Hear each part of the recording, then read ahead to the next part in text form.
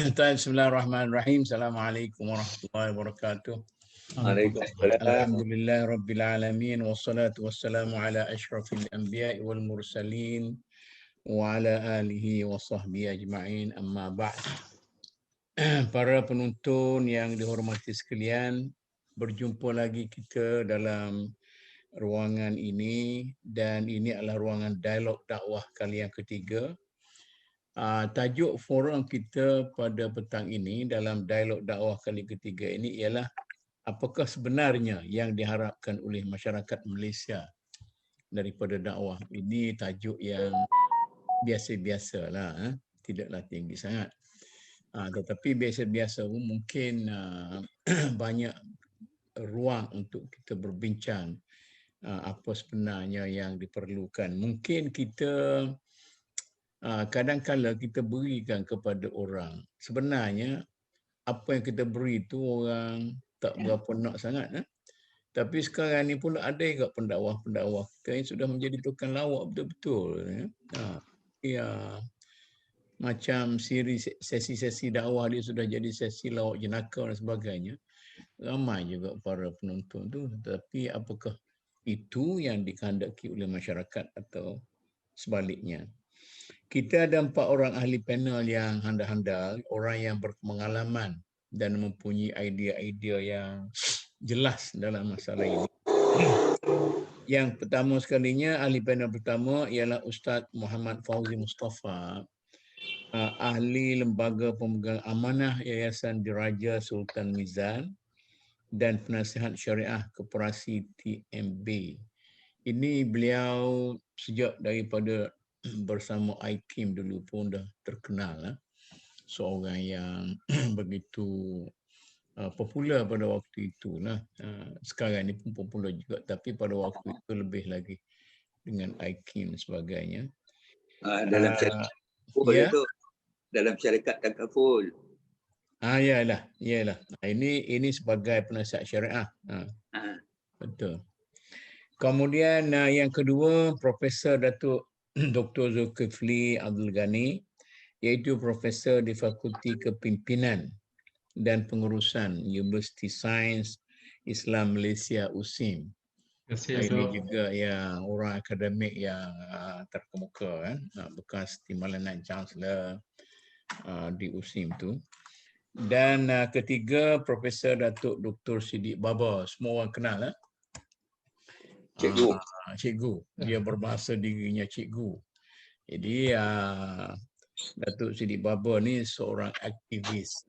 Beliau adalah bekas pensyarah di Fakulti Pendidikan Universiti Islam Antarabangsa UIAM. Sepatutnya beliau ni bertugas teruslah. Mengapa dia kata bekas-bekas dah? Saya sebenarnya sekarang ni saya tak keberatan nak guna perkataan mantan.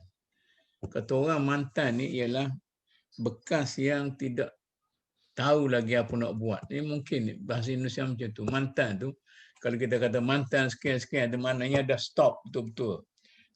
Maka saya selalu menggunakan bekas.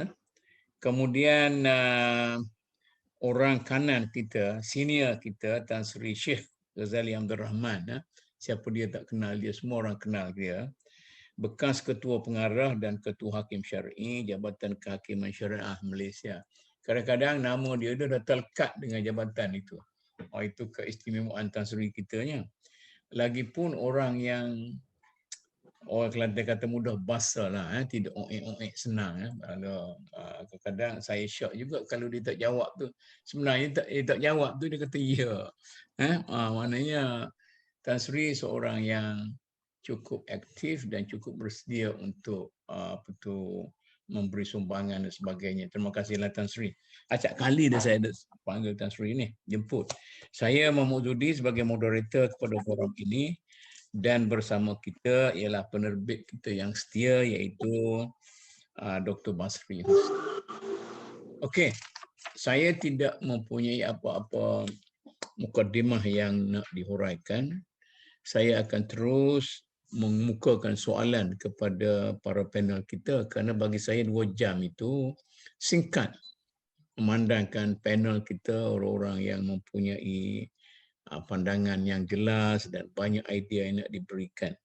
mula-mula saya nak pergi kepada Ustaz Fauzi, Ustaz. Sebagai seorang pengamal dakwah dalam konsep yang dihadapi oleh masyarakat umum sekarang. Kalau saya tanya Ustaz, apa sebenarnya yang diharapkan oleh masyarakat Malaysia sekarang daripada dakwah? Apa Ustaz nak jawab, Ustaz? Silakan. Assalamualaikum warahmatullahi wabarakatuh. Alhamdulillah wa bihi 3 minit Ustaz nasta'in. ya. Ya, wassalatu wassalam ala Rasulillah wa ala alihi wa sahbihi ajma'in. Yang dihormati Datuk Moderator, panel-panel Tan Sri dan Datuk seterusnya, penerbit kita Dr. Dr. Basri Hussein, tuan-tuan dan puan-puan yang menonton live FB kita pada petang ini tentang dakwah di Malaysia masa kini. Bila Datuk bertanya pada saya sebenarnya saya lah antara panel yang paling kedai sebenarnya pada petang ini berbanding dengan setiap orang tu ada kelebihan masing-masing. Apa saya mengaku duduk. Tapi saya rasa banggalah dapat duduk satu forum dengan orang-orang lama ataupun orang yang lebih akademik dan lebih berjawatan dari saya. Apa pun sebenarnya bila Datuk Moderator tanyakan satu soalan kepada saya tentang apa sebenarnya yang diharapkan oleh masyarakat Malaysia, rakyat Malaysia, masyarakat Malaysia daripada dakwah yang sedang berlangsung dalam negara kita sekarang. Bila Datuk sebut tentang ayat ataupun kalimah masyarakat Malaysia, maka sudah pasti dia melibatkan semua etnik, semua bangsa, semua agama sebenarnya masyarakat Malaysia dalam dakwah kan. Jadi sebenarnya saya tanya pertama saya merasa syukurlah sebab di Malaysia ini memang dakwah telah berjalan dan sedang berjalan dan akan terus berjalan. Tetapi sebenarnya dia tidak menyeluruh Datuk. Tidak menyeluruh, tidak komprehensif. Sebab yang saya duk perhatikan sejak saya kerja dulu lah, saya bekerja sebagai pensyarah di Yayasan Pelajaran Mara, Kolej Yayasan Pelajaran Mara, saya berada dalam IKIM dan berada dalam syarikat Takaful Malaysia Barat. Sehinggalah saya sekarang ini sebenarnya saya lihat dakwah saya dan juga dakwah rata-rata di antara kita ni Datuk, dia hanya terhad kepada orang Muslim ataupun orang Melayu saja.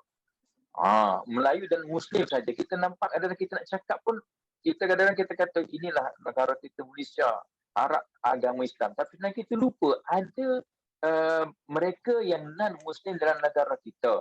Sebab bila sebut Malaysia, maka negara kita berbilang agama, berbilang kaum dan dakwah yang paling besar sebenarnya Datuk, yang kita kadang-kadang kita abai, kita lupa sikit, lepas pandang ialah dakwah untuk mentauhidkan Allah Subhanahu Wa Taala. Yang tu yang Nabi buat pertama mula-mula sekali bila berada di Kota Mekah. Nabi dakwah dan kita dalam Ustaz, saya mencelas sikit. Ustaz bukan saja pendakwah orang kalangan Melayu yang asal Islam. Ni orang macam orang-orang yang convert baru masuk Islam pun, Hussein Yi misalnya. Dia sudah jadi pendakwah di kalangan orang Melayu Islam Baka. Macam juga kita punya rakan-rakan lain lah. Yang apa tu yang kawan Ustaz Fauzi di IKIM dulu tu. Prof Ridwan. Ridwan T juga jadi hero orang Melayu. Jadi macam mana ni? Itu problem kita. Kita sebenarnya saya nampak kita yang panggil mereka, tapi kita sepatutnya organize mereka pergi kepada sasaran yang sebetulnya yang lidah mereka sendiri mereka boleh bercakap. Kita gunakan mereka untuk bercakap kepada kaum mereka yang menggunakan bahasa mereka.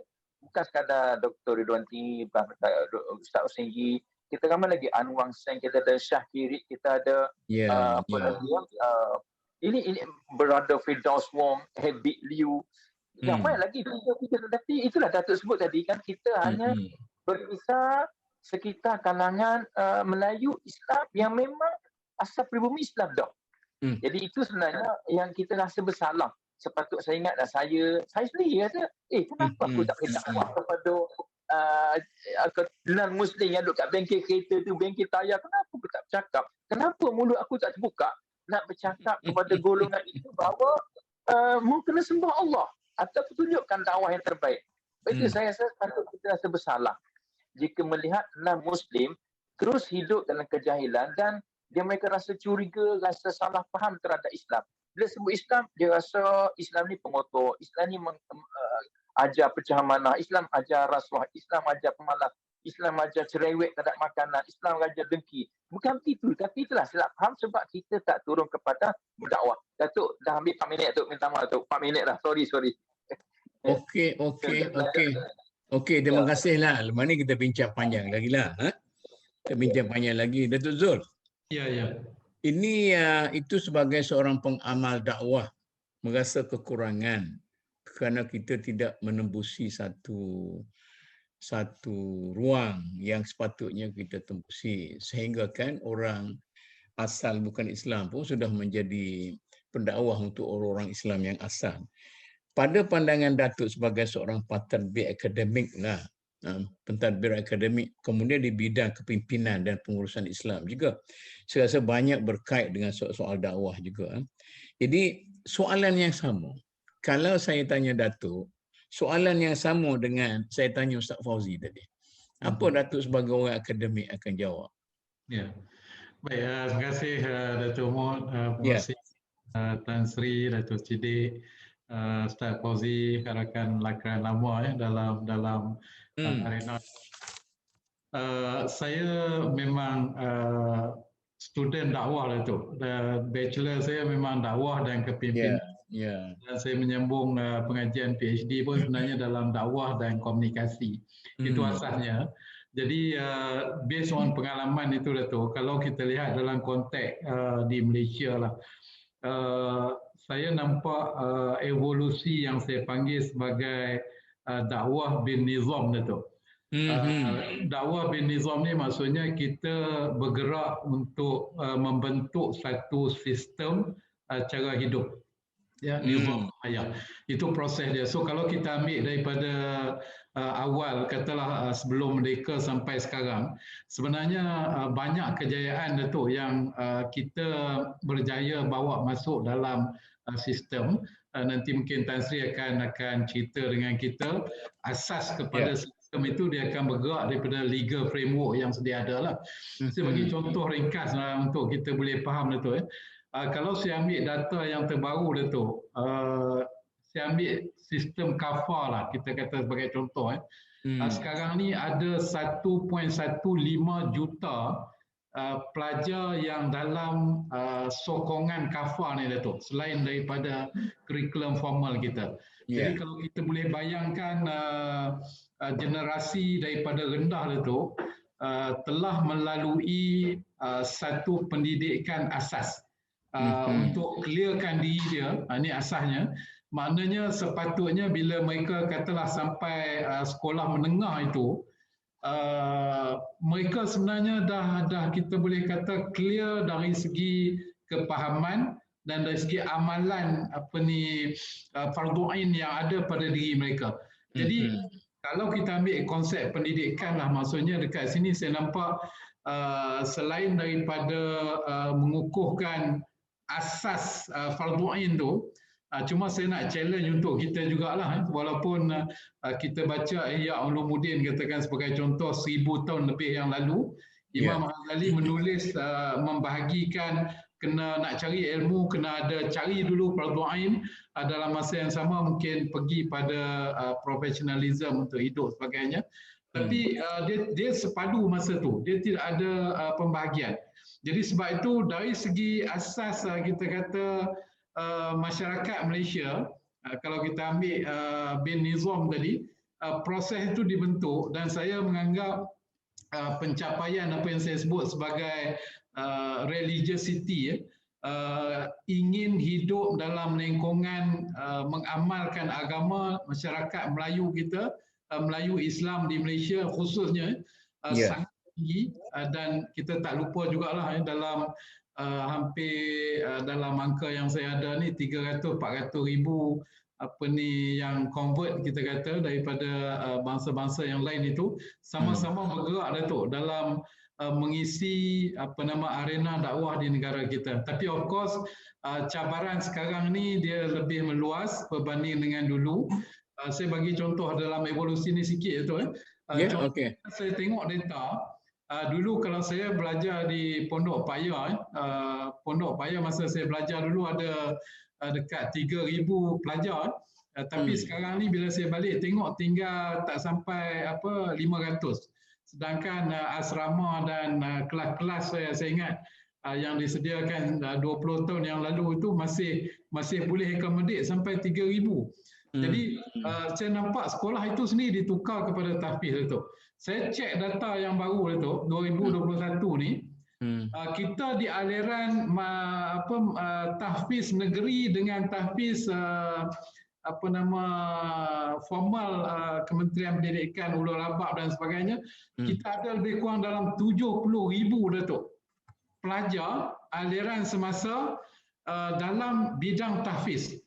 Dan yang saya tak risau sangat yang 70,000 ni, pasal kalau kita tengok latar belakang mereka adalah integrasi. Dia bukan pure tahfiz saja. So maksudnya tu saya simpulkan round ini masyarakat kita sebenarnya dari segi asas telah dibentuk dalam sistem yang pada saya agak komprehensif sekarang. Cuma bagaimana kita nak mengeluarkan nilai, kadang-kadang orang tak nampak tu sebenarnya banyak nilai. Contohnya rakan-rakan bukan Islam kita. Nilai toleransi orang Melayu, kalau saya baca apa yang ditulis oleh Dr. Chandra tu, Chandra Mustafa pernah tulis buku dia berkenaan dengan kebangkitan Islam. So dia memang highlight satu keistimewaan dalam kemakmuran Malaysia yang kita capai itu hasil daripada bagaimana toleransi orang Melayu yang terhasil daripada didikan ajaran agama.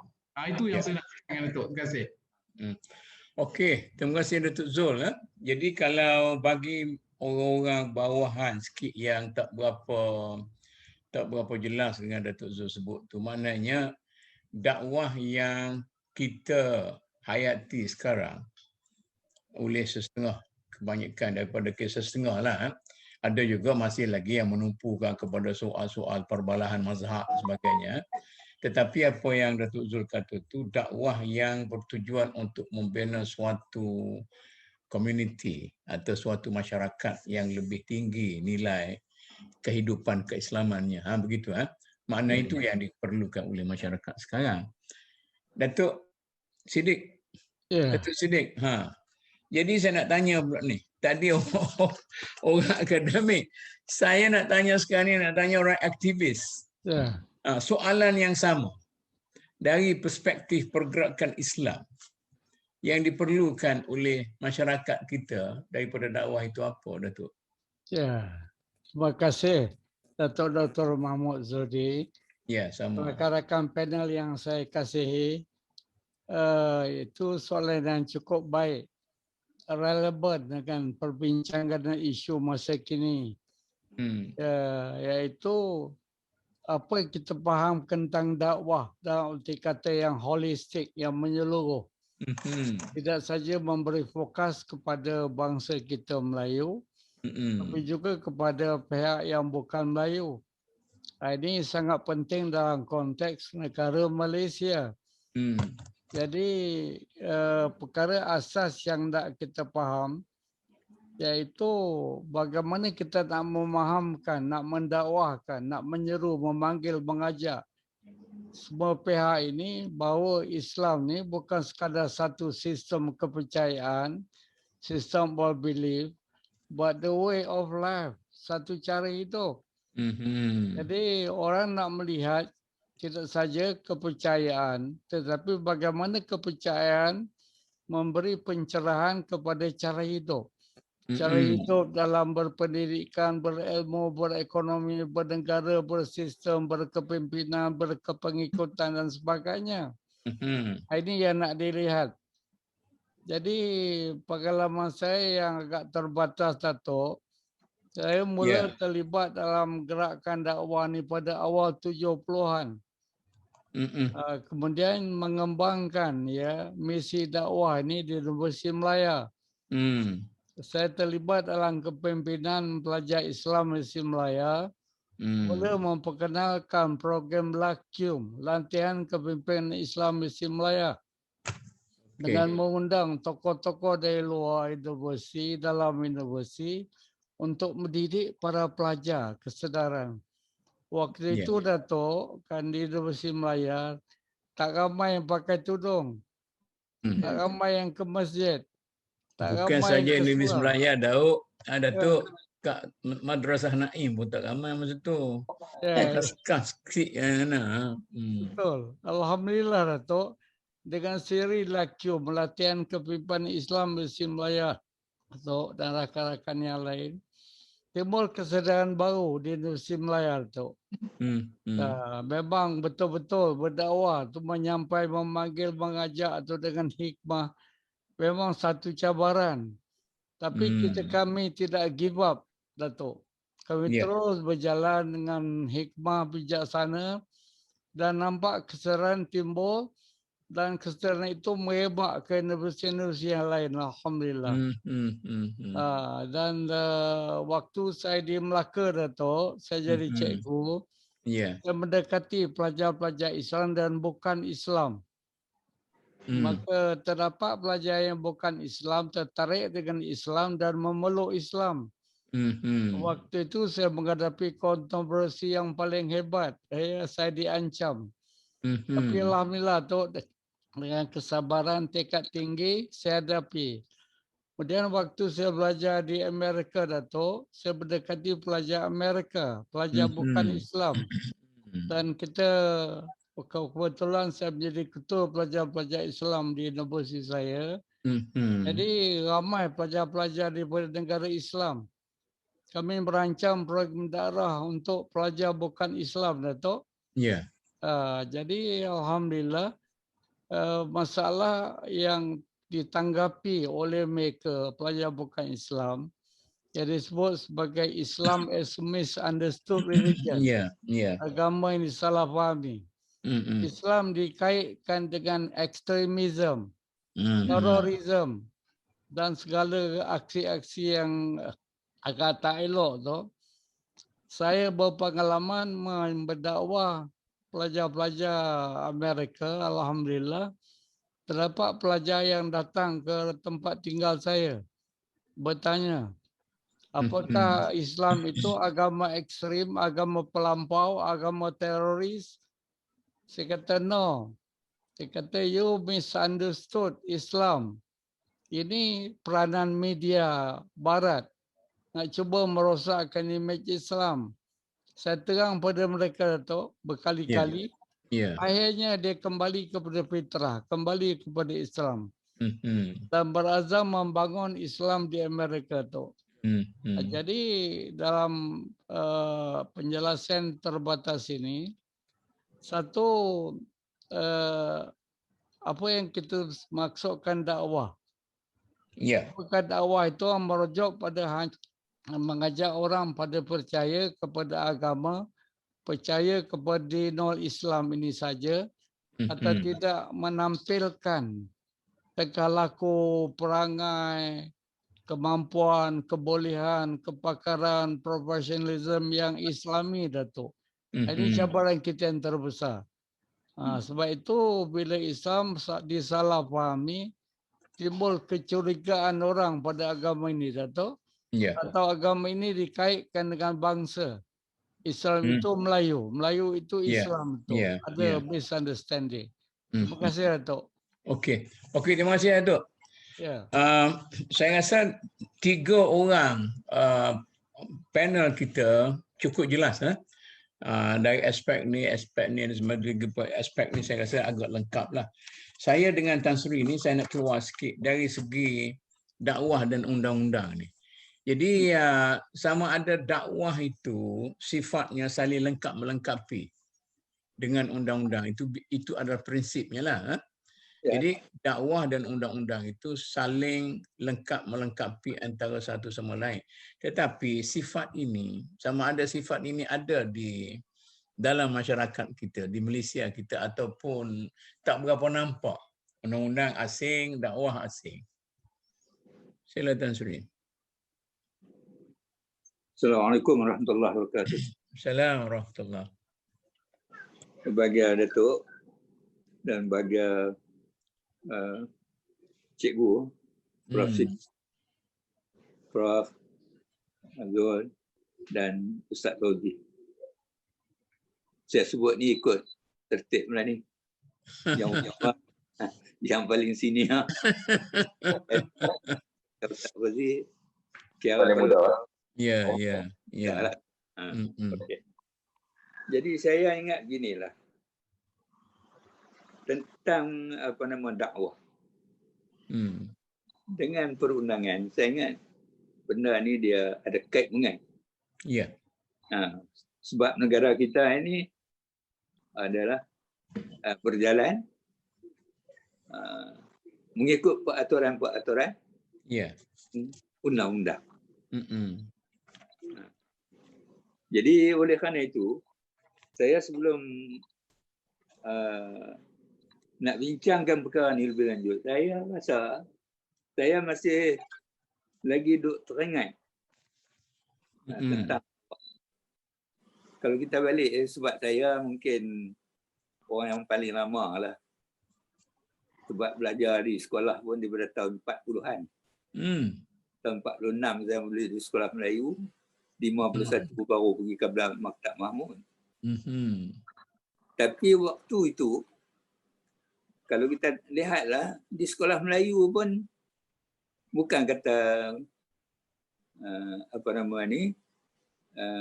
bangsa asing dan sebagainya. Saya duduk di kampung pendalaman ni lagi jauh lah. Hingga di sekolah-sekolah Melayu pun waktu itu, sekolah Melayu, bukan sekolah kebangsaan. Ya. Saya yang satu kelas dengan saya, 2 orang aja budak perempuan. Kemudian yang lain-lain tu semua budak lelaki. Itu boleh kita boleh bayangkan macam mana pemikiran dalam tahun 40-an 50-an. Percampuran di antara lelaki dan perempuan dan sebagainya. Itu dari sudut itu. Kemudian lagi sudut dakwah untuk macam cikgu sebut tadi, kita nak tahu, nak kenal segi akidah, dari sekolah kadar segi amalan mengenai dengan fiqh. Kemudian kita nak hidupkan dalam akidah, dalam bacaan Al-Quran dan sebagainya. Saya rasa itu dakwah ni berjalan cukup bagus.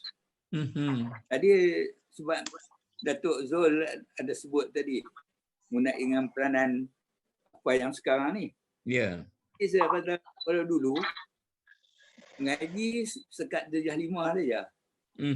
Kalau di ini ada yang mengaji sampai darjah 6 pun, kalau tak silap saya ada.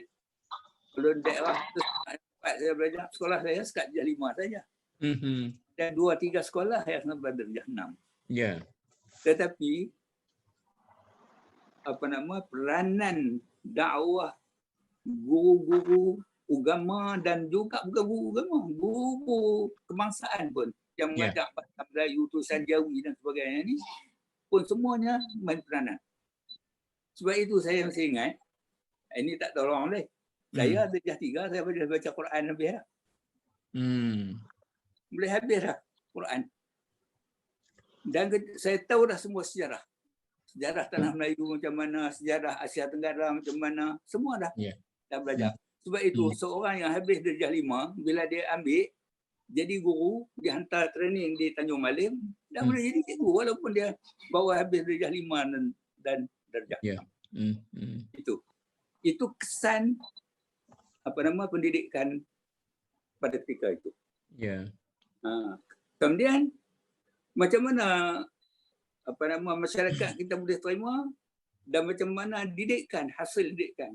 Sebab itu bukan nak puji orang dulu-dulu. Makna generasi itu dia ada ilmu, dia tahu mengenai dengan akidah, dengan untuk amalan dia, fardu ain dia tahu, untuk Al-Quran, baca Al-Quran dan sebagainya semua itu. Kemudian lagi satu perkara yang penting dalam tu, iaitu masalah akhlak. Sebab kita mengaji bab budi pekerti. Bab mengaji pekerti. Ini diajar dalam kelas-kelas Al-Quran. Kalau di Johor dia kata kelas khas. Kalau pada masa tu dia kata kelas Al-Quran. Mengaji sebelah petang.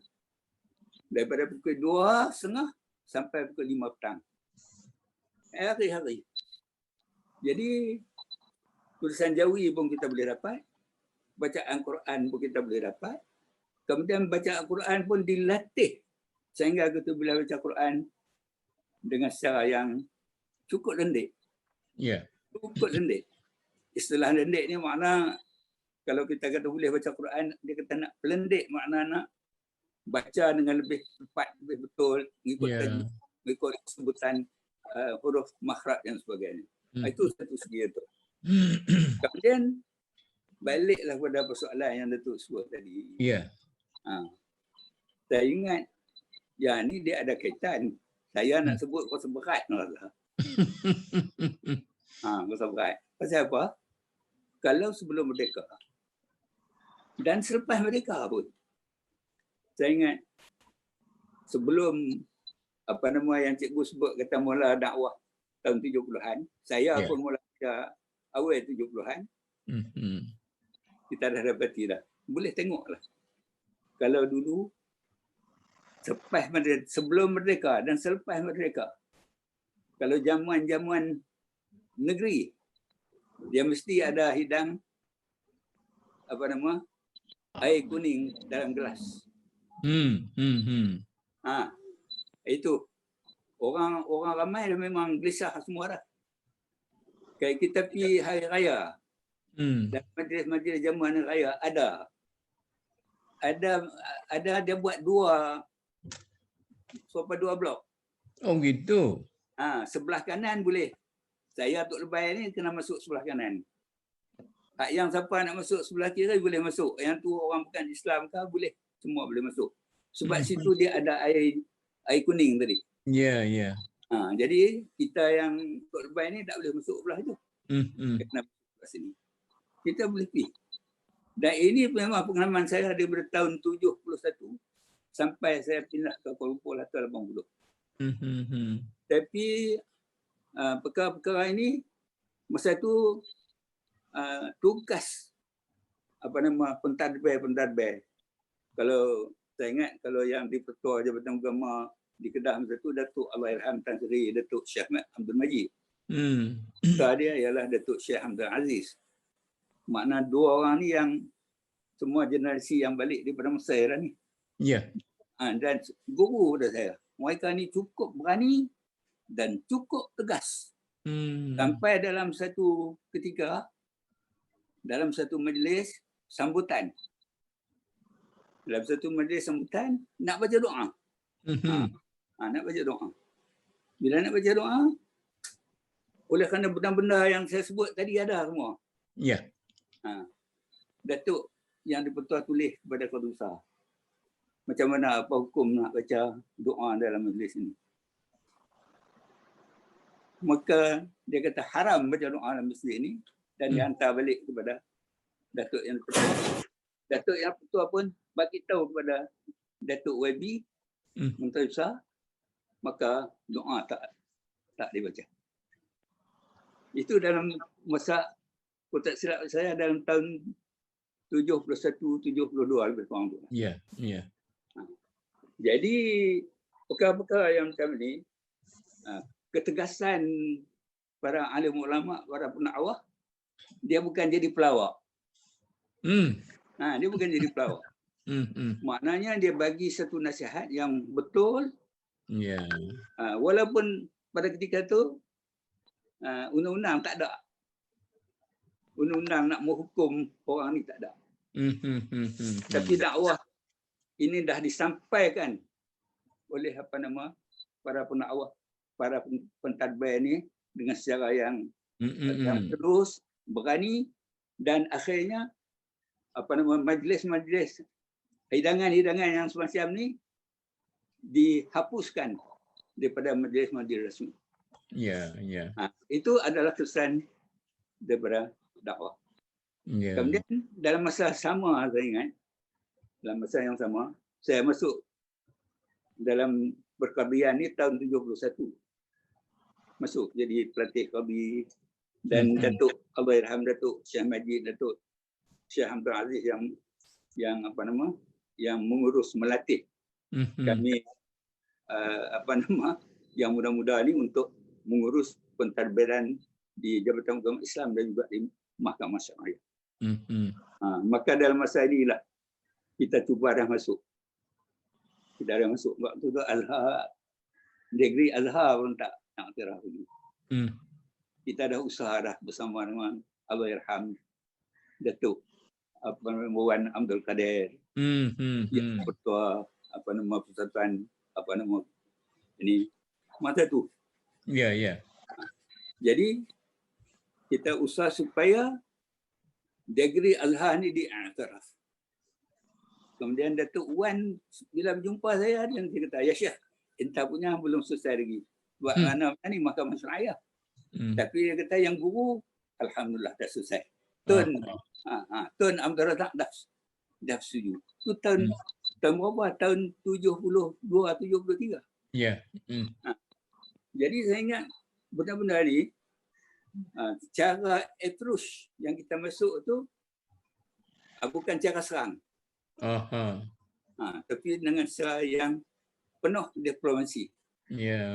Sehingga semuanya ahli akademik, termasuklah Prof. Ahmad Ibrahim, Fatih Hamdul Akhir dan sebagainya, yang merekomenkan akhirnya degree Azhar dan lain-lain ni diiktiraf mula dengan makbul general degree, tetapi akhirnya menjadi honors sama dengan keluaran tempatan.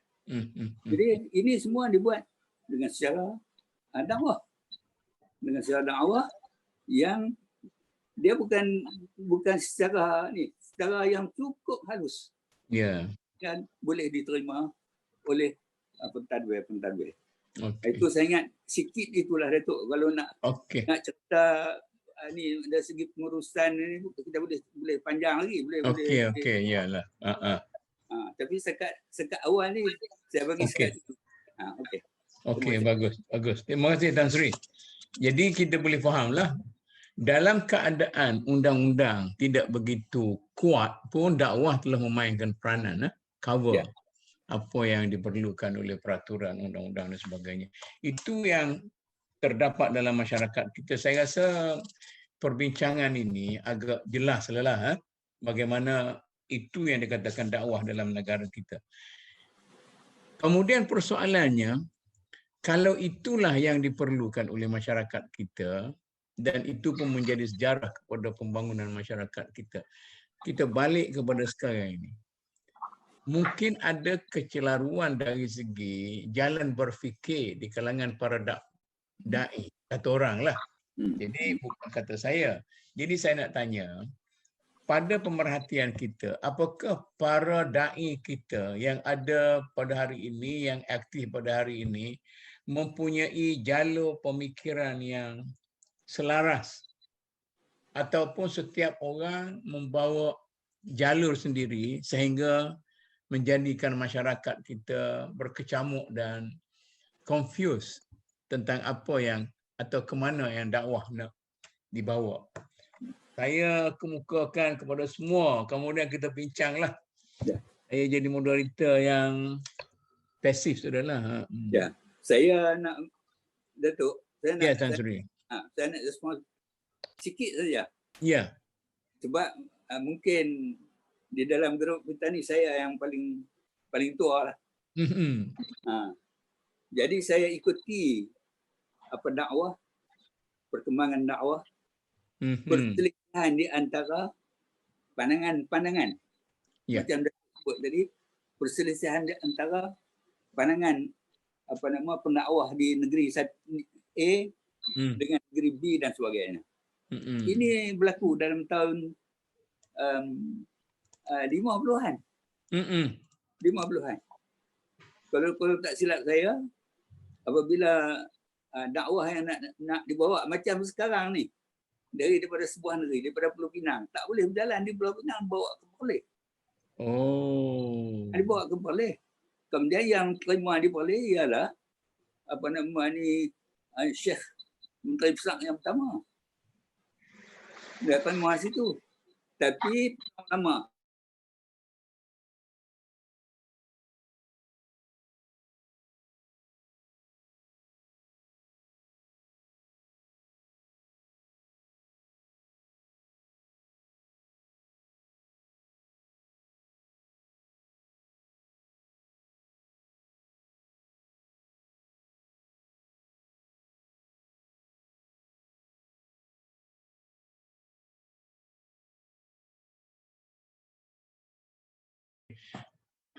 Saya sambung yang Tan Sri tadi ataupun satu idea yang agak berbeza sikit.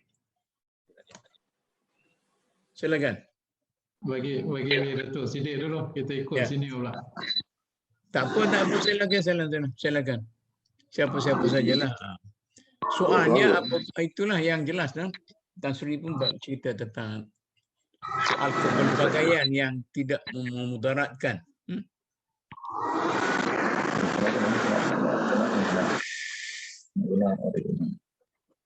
Okey.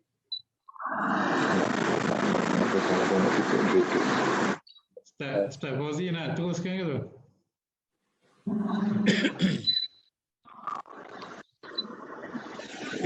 Mute lah dulu Ustaz Fauzi. Orang lain nak cakap dah. Okey, kalau tak dapat Ustaz Fauzi tu tak apa. Saya bagi pandangan saya sekarang ni Datuk. Tak payah tunggulah. Sikit lagi saya nak suruh berebut-rebut cakap. Okey. Dalam keadaan kita panggil information terlalu banyak lah Datuk. Sekarang ni kita nampak kita memang dari satu segi memang kita menggalakkan kehadiran setiap orang untuk menjadi pendakwa dalam konteks sejauh mana ilmu yang dia ada, dia cuba dalam bentuk amar ma'ruf nahi munkar katakan, memang kita menggalakkan. Tetapi kita lihat ada kecenderungan terutama sekali saya sebut kalau saya relate dengan apa yang Tan Sri bangkitkan tadi, dia bukan benda baru. Kalau kita tengok istilah kaum muda, kaum tua dalam negara kita daripada sebelum mereka, selepas mereka sampai sekarang, isu yang mungkin kita rasa macam tak habis, isu tahlilnya dan talqin dan sebagainya. Cuma saya nampak kualiti pendakwa dalam konteks kita mendidik. Hari ini kalau saya tengok beberapa universiti, kalau kita ambil dalam konteks akademik lah tu, yang pertama kita wujudkan jabatan dakwah khusus untuk kajian dan mengembangkan dakwah itu mula daripada tahun 79-80 di negara kita. Okey tu. Okey. Hari ini kita nampak banyak kolej-kolej Islam peringkat negeri dan sebagainya menawarkan ijazah dan diploma. Maksudnya kita telah menghasilkan jumlah pendakwah yang terlatih. Sebahagiannya yang saya sebut tadi lebih kurang, kalau kita ambil yang formal education itu, kita ada lebih 53,000 guru agama seluruh negara kita. Ini yang formal, yang 53,000 ni yang lebih ni kita kata mereka mendidik anak-anak kita peringkat sekolah rendah, peringkat sekolah menengah, dan kita campur dengan peringkat universiti dengan level pendidikan dakwah yang tinggi. Kita mengharapkan masyarakat kita akan terbangun dari segi nilai ilmu dan juga kita kata nilai amal. Cuma saya nak sentuh sikit, saya bagi contoh mudah sikit. Saya pernah Datuk interview seorang pensyarah untuk kita ambil mengajar bidang hadis dekat USIM. Saya cabar dia, saya kata kenapa orang yang belajar dalam bidang hadis ni saya nampak mereka cenderung kepada jarah wa ta'dil tu. Dia nak dia cenderung nak debate. Saya tanya, kalau boleh tak kalau katakan kita tukar metodologi, sebahagian kita introduce metodologi baru. Contoh saya kata kita ada hadis yang memang kita sepakati, tak ada siapa pun bertikaikan. Sekarang ni kita fokus bagaimana nak melaksanakan aspek itu. Instead of kita duk cari, sebab mungkin latar belakang akademik, latar belakang pengajian kita mempengaruhi cara kita treat satu-satu benda. Jadi sebab itu kita cenderung untuk mengkritik. Tapi sangat sedikit kita buat itu. Ini antara isu kita dalam disiplin ilmu sebahagian ilmu pengajian Islam yang kita ada. Jadi sebab itu saya kata boleh tak kalau anta dilantik ni, anta tukar metodologi ataupun kenalkan metodologi cara baru supaya fokus pada amalan. Fokus pada keberhasilan, outcome dia apa. Yang ini yang payah kita nak fikir tu. Kadang-kadang dalam disiplin kita, kalau kita tanya orang lain, kadang-kadang mereka kata orang agama ni egonya tinggi, Datuk. Ini pada saya penyakit ni. Jadi kalau mereka nak jadi qudwah hasanah dan mereka juga ada beban yang dibawa kepada masyarakat, ini yang Datuk tanya awal tadi tu. Jadi maknanya kita tak dapat menghasilkan masyarakat yang berkualiti, Datuk. Itu pandangan saya. Ya. Maknanya kepelbagaian pandangan dan jalur pemikiran itu telah memberi kesan negatif kepada masyarakat kita, begitu kan? Okey. Datuk Siddiq nak sambung ya? Okay. Ya, sambung sedikit. Respon kepada pandangan Tan Sri dan juga Prof. Zul tadi. Ya. Pengalaman saya dalam dakwah selama hampir 50 tahun, Datuk. Ya. Saya melihat persoalan pokok yang masih belum terlerai lagi, iaitu persoalan wahdah. Pendekatan ke arah kesatuan. Walaupun masing-masing berada dalam jamaah dakwah, tetapi masing-masing mempunyai kelainan pendekatan. Walaupun punya matlamat yang sama. Tapi ini yang antara masalah yang berbangkit sama ada di Malaysia atau di tempat Ustaz Fauzi dulu di Mesir. Saya pernah bersama Ustaz Fauzi sana berceramah. Sama ada di Amerika atau di Great Britain, Datuk. Dan kebanyakan melibatkan pelajar-pelajar Malaysia yang terlibat dalam pelbagai badan dakwah. Setengah berpaut pada ikhwan, contohnya kan. Dan mengambil pendekatan berbeza dengan pendekatan setempat di Malaysia. Bila kembali ke Malaysia, Datuk, mereka berkembang dalam daerah masing-masing. Tak wujud wahdah. Oleh itu, pengalaman saya dalam IKIM, Datuk, selama puluhan tahun, kita tidak saja mengambil pendekatan dakwah bil lisan, dakwah bil hal, tapi yang kita fokus juga tekno-da'i, Datuk. Dakwah yang berkembang hasil adanya ledakan teknologi maklumat. Ini cabaran kita yang besar, Datuk. Kerana hari ini terutama saya lihat dalam musim konflik ni, banyak terbatas tinggal di rumah. Yang menjadi temannya ialah telefon. Kalau teknologi, apa kandungan di dalam, Datuk? Siapa menjadikan bahan-bahan itu? Ini cabaran terbesar bagi orang-orang Islam, terutama yang ada kepakaran dalam bidang teknologi ini, menghasilkan software yang boleh mengisi kekosongan kelompangan yang terdapat, Datuk. Ini cabaran kita. Sebab itu kalau saya boleh berkongsi sedikit, minta maaf. Ya, pengalaman saya berdakwah selama itu, saya sampai ke Mesir, saya sampai ke Syria, saya sampai ke Iran, saya sampai ke England, Australia, New Zealand, banyak tempat seluruh dunia saya pergi jelajah, Datuk. Saya tengok di kalangan yang bukan Islam, dia nak tahu what is that Islamic religion. Dia nak tahu. Tapi dalam pendekatan dakwah, kita tak dapat menyantuni mereka dengan baik, Datuk. Dengan ilmu, dengan kemahiran, dengan contoh, dengan amalan dan sebagainya. Ini yang antara sebabnya lah. Kemudian dalam pengalaman yang agak banyak negara saya jelajah, Datuk, saya melakukan pendekatan dakwah sampai ke Suriname di Amerika Selatan, sampai ke Guyana dan banyak tempat lagi, Datuk. Persoalan di kalangan bukan Islam terhadap kita, dia tidak saja nak melihat Islam itu sebagai theoretical, teori, cakap, retorik. Dia nak lihat benda-benda yang praktikal, contoh-contoh teladan yang menjadi sumber ikutan, Datuk. Akhirnya kan dalam Islam ni dakwah, Datuk, kita tidak saja bercakap, tapi kita menjadi sumber teladan, sumber ikutan pada orang lain, tu. Maka baru timbul tidak saja keyakinan tapi amalan, insya-Allah, Datuk. Ya.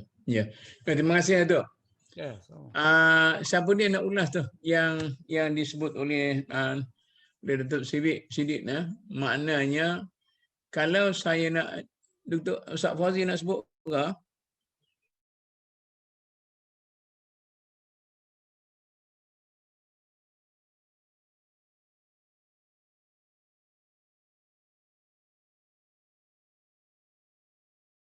Dalam dunia pemikiran ya.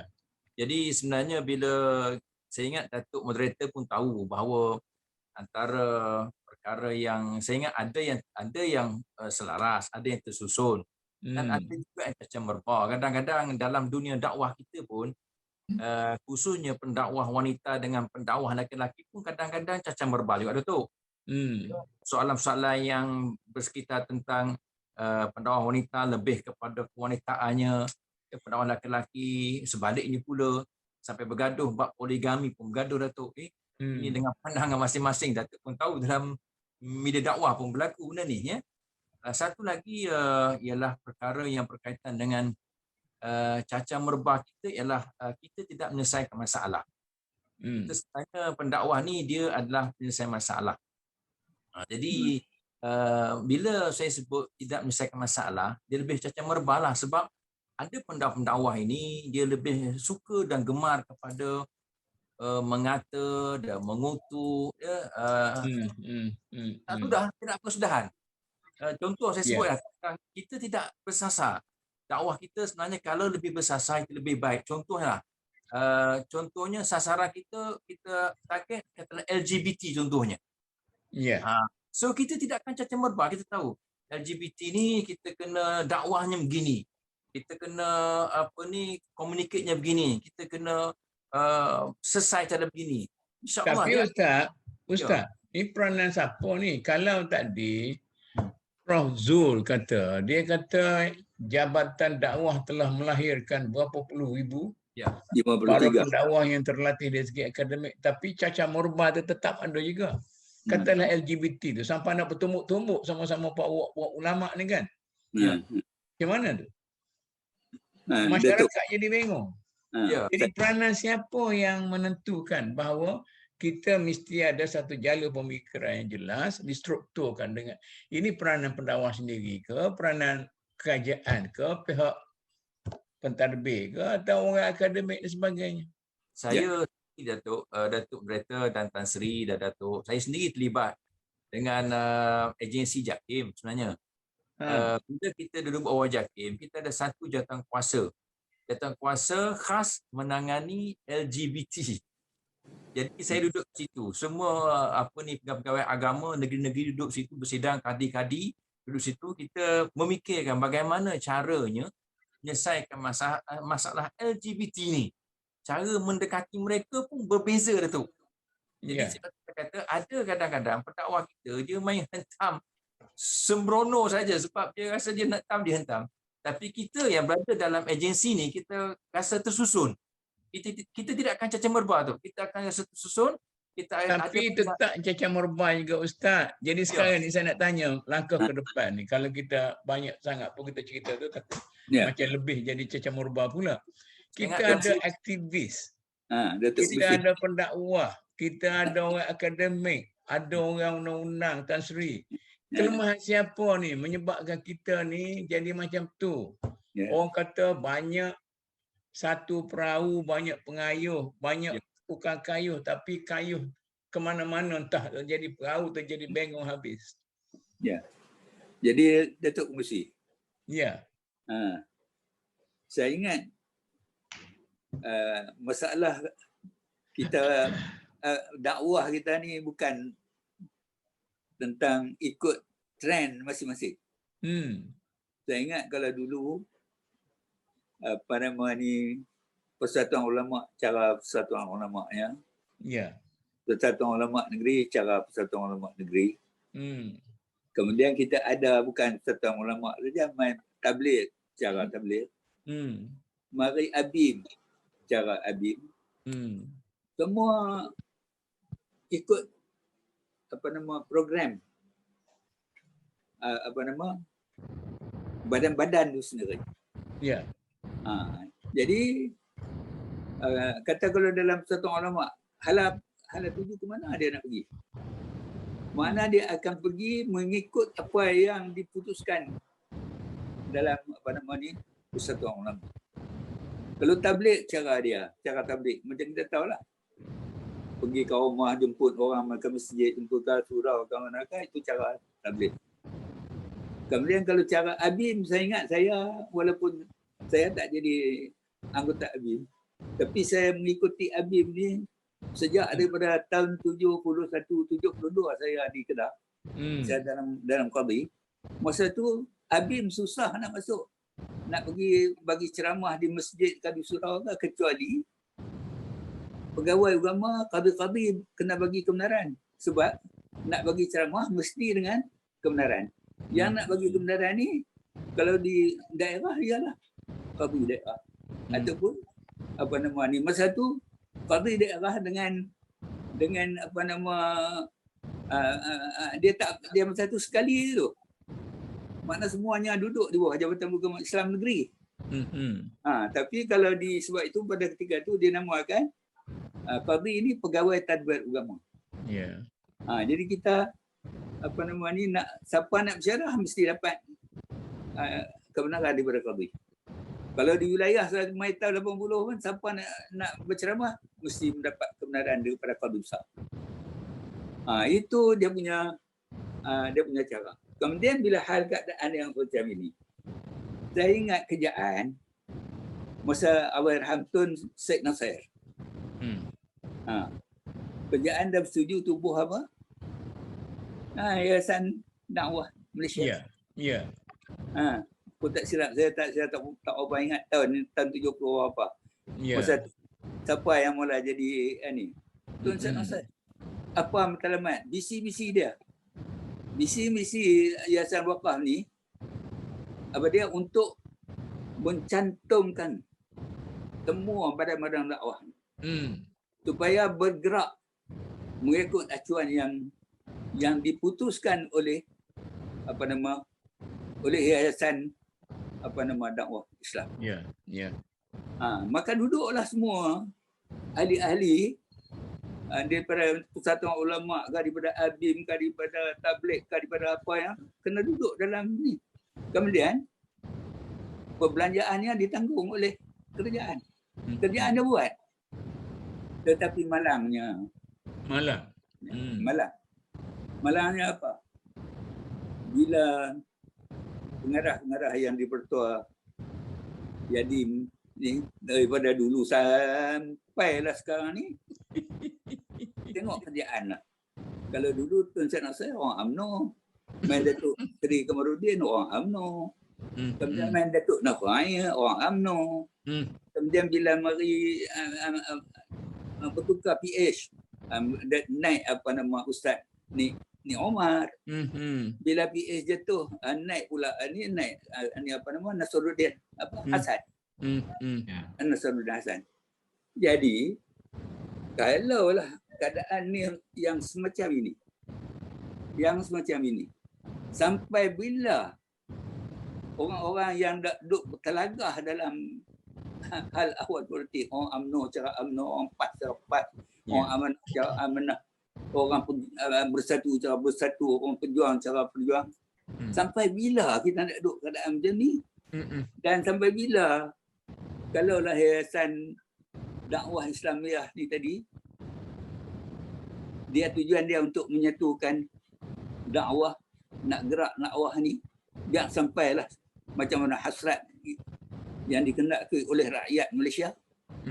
Bolehkah kalau satu orang yang kuat dalam satu parti mengendalikan yayasan ni, nak bawa dia nak kontrol semua ahli-ahli yang ada dalam badan yayasan dakwah ni, dia boleh buat. Saya rasa tak akan dapat selagi pemikiran yang terkungkung dengan fahaman politik masing-masing. Kemudian lagi satu, kalau saya ni kata, saya kata masing-masing semua bila dah naik ni semua nak tempat cari makan pula. Itu berat lah tu. Tempat cari makan. Jadi kalau dah naik ni apa yang parti dia nak boleh bagi? Jadilah macam dah berlaku lah. Saya cakap ni atas apa yang dah berlaku. Ya, ya. Bila parti ni naik orang ni, dia bolehlah dapat habuan berapa sebulan gaji untuk yang dipertua dan berapa allowance dia, berapa apa yang ada satu kemudahan dia ada. Kemudian berapa banyak kita kata peruntukan yang diberi oleh kerajaan untuk supaya Yadim ni mengendalikan pengurusan, pencantuman, pemikiran, kemudian pelaksanaan dakwah yang boleh selari supaya orang ramai tak celau di dalam Malaysia. Saya ingat kalau boleh kita bagi kepada satu orang yang berkecuali. Saya pernah dulu saya usik Datuk saya ingat lagi. Saya ingat saya usik Datuk dulu. Belum Ashraf jadi. Waktu tu kosong. Datuk nak bounty kot. Bila ni saya usik lah, Datuk lah kena jadi. Datuk kata tak boleh. Lepas tu bila kita cari naiklah Datuk ni Ashraf jadi. Dia daripada UMNO juga. Kemudian selepas dia bounty pun naik kalangan juga. Selepas dia kalah naik daripada ni amanah. PH. Kemudian sekarang ni balik naik PN daripada PAS. Semua orang kuat ni, bukan orang kecil-kecil. Nasruddin ni ketua pemuda PAS dulu, ahli parlimen. Jadi kalau orang tengok yang ni, kata masing-masing orang UMNO tengok ke, orang amanah tengok ke, dia tak akan bagi kepercayaan kepada yang terketua ni. Sebab dia kata dia ni mesti bawa dia punya matlamat apa yang diperjuangkan oleh parti dia. Itu saya kata aku nak bagi selesai benda ni, mesti cari satu orang yang bebas daripada ini semua, bagi kuasa kepada dia, bagi peruntukan yang cukup kepada dia. Bukan kalau pergi kat Yadim nak jadi tempat perniagaan ke apa ke tak. Betul-betul buat. Okey, terima kasih Tan Sri. Itu komen saya tu pedas sikit. Jelas.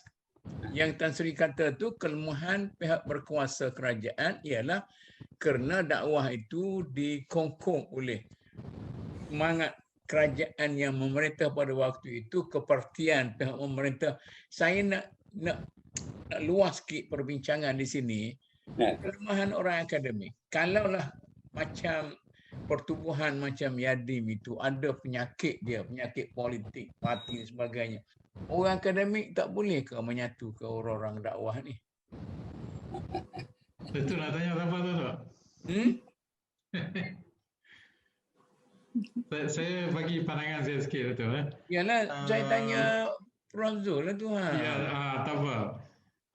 Satu saya rasa yang sangat mencabar kita orang Islam lah. Kita belajar contohnya fiqh, katakan naratif fiqh. Saya nampak perkembangan umat Islam kita di Malaysia, kalau kita teliti contohnya soal-soal jawab di kaca-kaca TV, di Facebook dan sebagainya, kita dah didik masyarakat kita naratif cara berfikir ke arah hukum lah tu. Ini satu saya rasa keperluan untuk kita mengubah. Saya ambil contoh saya study sikit tentang Yahudi katakan. Nanti jangan jauh sangat Prof. Zul. Saya nak tahu yang Prof kata tadi kita ada jabatan-jabatan dakwah, USIM ada, UKM ada, UM ada tu, Datuk Zul dalam bilik tu pun dia pernah jadi lama semua sekali. Mengapa tidak selesai? Tak boleh ke orang akademik ni universiti Jadi kalau Tan Sri kata kegagalan pihak berkuasa kerajaan, kita tahulah setiap kerajaan tu nak bawa Yadim tu jadi tukar kempen dia saja. Tapi orang akademik macam mana? Ada objektif ke? Ya, sebab itu kalau study khusus itu lah, saya nak sebut tadi pasal kalau Yahudi itu ada ortodoks, ada ultra ortodoks, ada hyper ortodoks tu.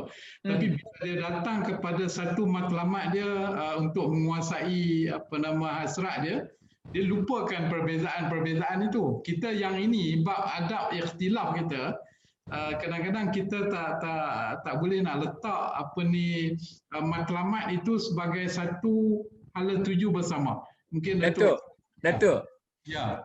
Tan Sri sangat jelas. Betul. Dia kata nak menyelesaikan masalah ini kita latih orang yang sangat independen. Tak ada sangkut paut dengan politik, tak ada sangkut paut dengan parti dan sebagainya. Tapi dah orang akademik macam mana cara penyelesaiannya? Betul. Dari satu segi, kalau sebut Yadim tadi, kalau kita tengok dia punya yang Yadim tu saya tak nak dengar dah. Itu Tan Sri dah jelas. Orang akademik di jabatan, di fakulti dakwah dan sebagainya. Ya. Saya kena mengaku Datuk Mut, challenge itu memang sangat besar. Kalau macam Tan Sri sebut tadi, Datuk Mut pun tak nak duduk dekat situ. Ini melibatkan autoriti, melibatkan kepercayaan orang kepada orang akademik sebagai penyelesai yang perlu didengar pandangannya. Ya. Antara kelemahan kita ialah bagaimana nak mempengaruhi orang politik juga yang membuat keputusan. Contohnya kalau kata di Yadim tadi itu, bila datang keperluan untuk melantik ketua, dia ada proses-proses perundangan yang perlu diikuti. Di sini keputusannya dibuat oleh mereka yang diberi tanggungjawab, terutamanya Menteri Agama lah. Kalau daripada berlainan parti dan sebagainya, keutamaan mereka memberi kepada orang. Apa ini universiti, ini bukan lagi Menteri Agama, Menteri Pengajian Tinggi dan sebagainya. Ini universiti berperanan meneruskan penyediaan pendakwah kalau dalam skop tadi itu. Ya. Itu tugas kita. Cuma saya nampak kerisauan Datuk tadi. Saya tak terlalu risau dari segi kepelbagaian Datuk. Saya nampak kalau kita study negara maju, mereka tahu bagaimana mengendalikan adab-adab perbezaan dalam konteks demokrasi yang lebih luas itu. Jadi sebab itu masing-masing faham matlamat dan perbezaan itu diraihkan. Jelas. Bagi orang akademik, biarlah mereka itu berbeza. Itu kan? Kita al-mujadalah billati ya ahsan itu. Okey, orang aktivis macam mana Datuk? Sini. Ya, orang aktivis juga menghadapi masalah yang hampir serupa, Datuk. Kan? Aktivis ni dia ada gagasan, dia ada cita-cita, dia ada kaedah untuk mencapai matlamat. Tapi akan berdepan dengan cabaran-cabaran yang serupa macam orang akademik. Saya juga satu ketika sebagai orang akademik, saya juga dulu seperti juga Datuk, sama dengan Datuk, ahli lembaga yayasan dakwah, Yadim. Jangan lupa tu Datuk. Saya juga terlibat dengan MAES, ketua dakwah juga waktu itu. Saya juga terlibat dengan IKIM, tahun lama Datuk. Jadi mana penglibatan kita cuba menyumbang. Dan jangan kita nafikan bahawa ada kesan yang positif berlaku di samping cabaran-cabaran yang ada Datuk. Bila kita sebut dakwah dan tarbiyah, di hadapan kita terdapat cabaran. Macam dalam IKIM sebagai contoh Datuk. Daripada kita tidak ada radio, kita dah ada radio. Daripada kita tak ada TV, kita dah ada TV. Datuk lihat, ada perubahan. Dan kesan kalau kita lihat hari ini Datuk, di sisi kesedaran Islam ada. Tapi arah tuju ke mana kita? Sebab saya katakan tadi Datuk lihat, kalau semua jamaah di Malaysia bergandengan dengan institusi pendidikan orang akademik, dia dapat melakukan adabul ikhtilaf Datuk. Walaupun berbeza, tapi matlamat sama Datuk. Kita berganding bahu, bina kekuatan ini, insyaAllah Datuk. Keserian dakwah akan lebih tinggi, insyaAllah. Apa yang saya dengar daripada masyarakat bawahan, dia kata para pendakwah kelahi sama sendiri, berbeza pendapat, pendakwah A, B, C, D. Bak cocok ambil COVID ni, cocok ni saja pun. Bak apa tu, dah kelahi. LGBT berkelahi. Masalah khilafiah berkelahi. Macam mana? Adakah para pendakwah ni suka berkelahi, Ustaz Fauzi? Jenis dia ke suka berkelahi?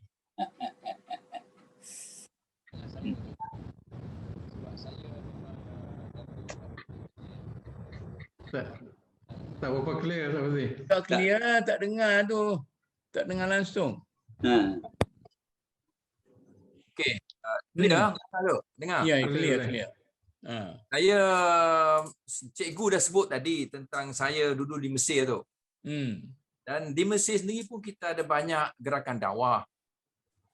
Ada macam-macam lah saya sebut. Ada 4 dan 5 gerakan-gerakan dakwah. Ini di Universiti Al-Azhar sendiri ni. Jadi bila kita berada di sana, kita dikongkong oleh cara dakwah masing-masing lah. Ni caranya mungkin ekstrim, ni caranya sederhana pendekatannya, ini caranya. Saya nak hubungi macam Tan Sri kata tadi, bagaimana penyelesaiannya. Datuk Zul kata orang akademik bukan kerja dia nak menyelesaikan. Aktivis kata bukan kerja dia. Biarlah para pendakwah tu kelahi sama sendiri. Jangan. Jadi para pendakwah tu ada solution ke tidak? InsyaAllah ada tu. Sebenarnya ada. Ada. InsyaAllah. Ilam yasyak lam yakun. Pendakwah macam Datuk lah. Datuk Mut. Saya ingat sesuai. Datuk Mut sesuai. Duduk di kursi tersebut. Begitu juga dengan Tan Sri. Jangan cerita siapa dia sesuai tak sesuai. Itu bukan tujuan kita berbincang. Tujuan kita berbincang nak membantu menyelesaikan masalah. Wah, itu ramai. Pak Datuk sudah berada di MDN. Jadi Datuk kluster kami sebagai ketua kami, saya ingat pendakwah ni yang berada di bawah payung Datuk sekarang ni, kita ikut arah Datuk. Kita tak boleh jadi payung MDN. Payung dia carit. Carit dah. Malah MDN cuba nak memanggil pertubuhan dakwah pun tak boleh. Masing-masing ada aulia masing-masing. Macam Tan Sri nak sambung. Tan Sri sambung. Sikit tu. Sebab yang saya bangkitkan tadi. Kalau dalam perundangan, saya nak cakap sebab saya duduk dalam bidang perundangan daripada awal. Dalam perundangan ni macam-macam fikrah. Pandangan. Juga. Ya. Tapi kenapa apabila kita duduk di dalam jawatankuasa teknikal yang diketuai oleh almarhum Prof Ahmad, kita boleh buat perkara-perkara yang berkaitan dengan hukum dan sebagainya.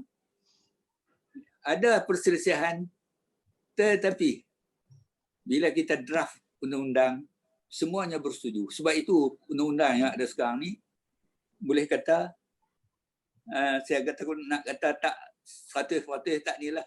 Mungkin ada beza sikit-sikit.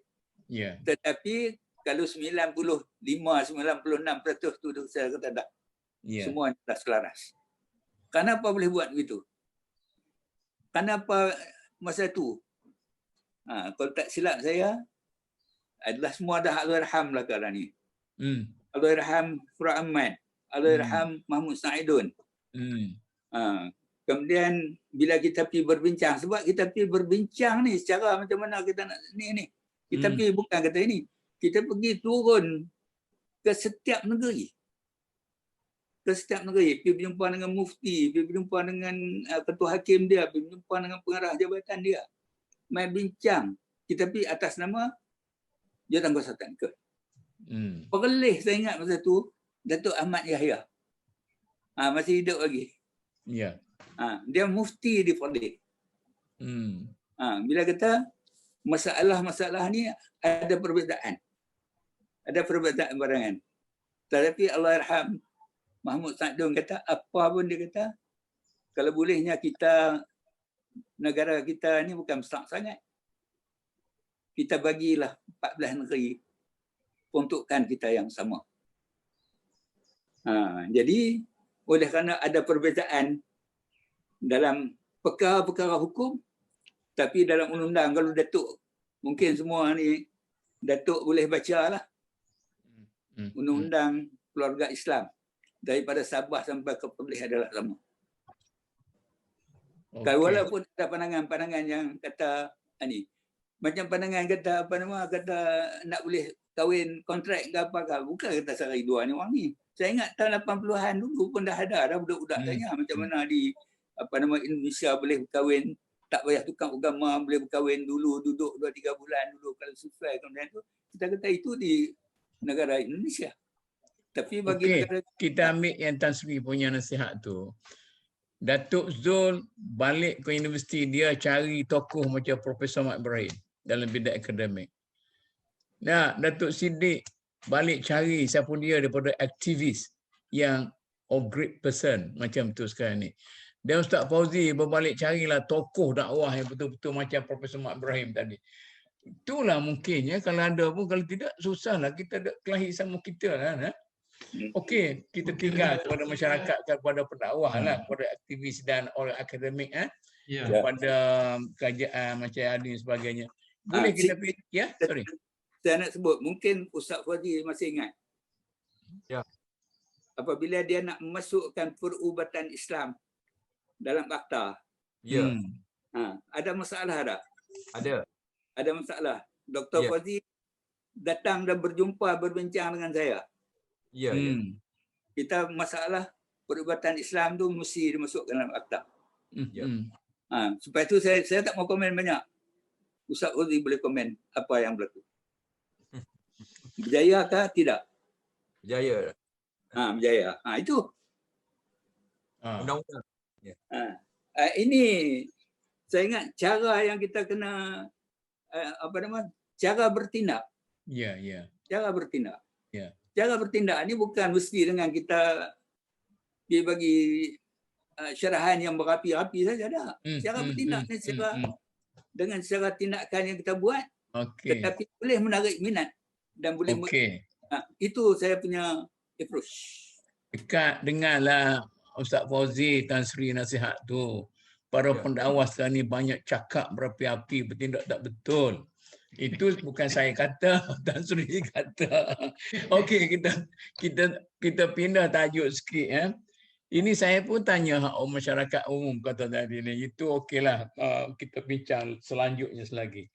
Sekarang ni saya tidak tahu sama ada para pendakwah kita adalah sebagai satu, saya katakan, elit masyarakat yang dianggap sebagai tempat orang meniru cara hidup dia, cara bercakap, cara apa, ataupun sekadar menjadi bintang, ataupun kita katakan pujaan, ataupun penglipur lara.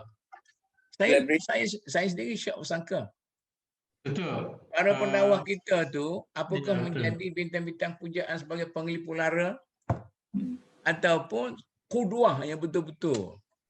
Macam mana pun dia nak respon dulu ni? Saya cuba saya nak relate dengan Datuk Siddiq sebut tekno da'i. Kita kena terima hakikat hari ini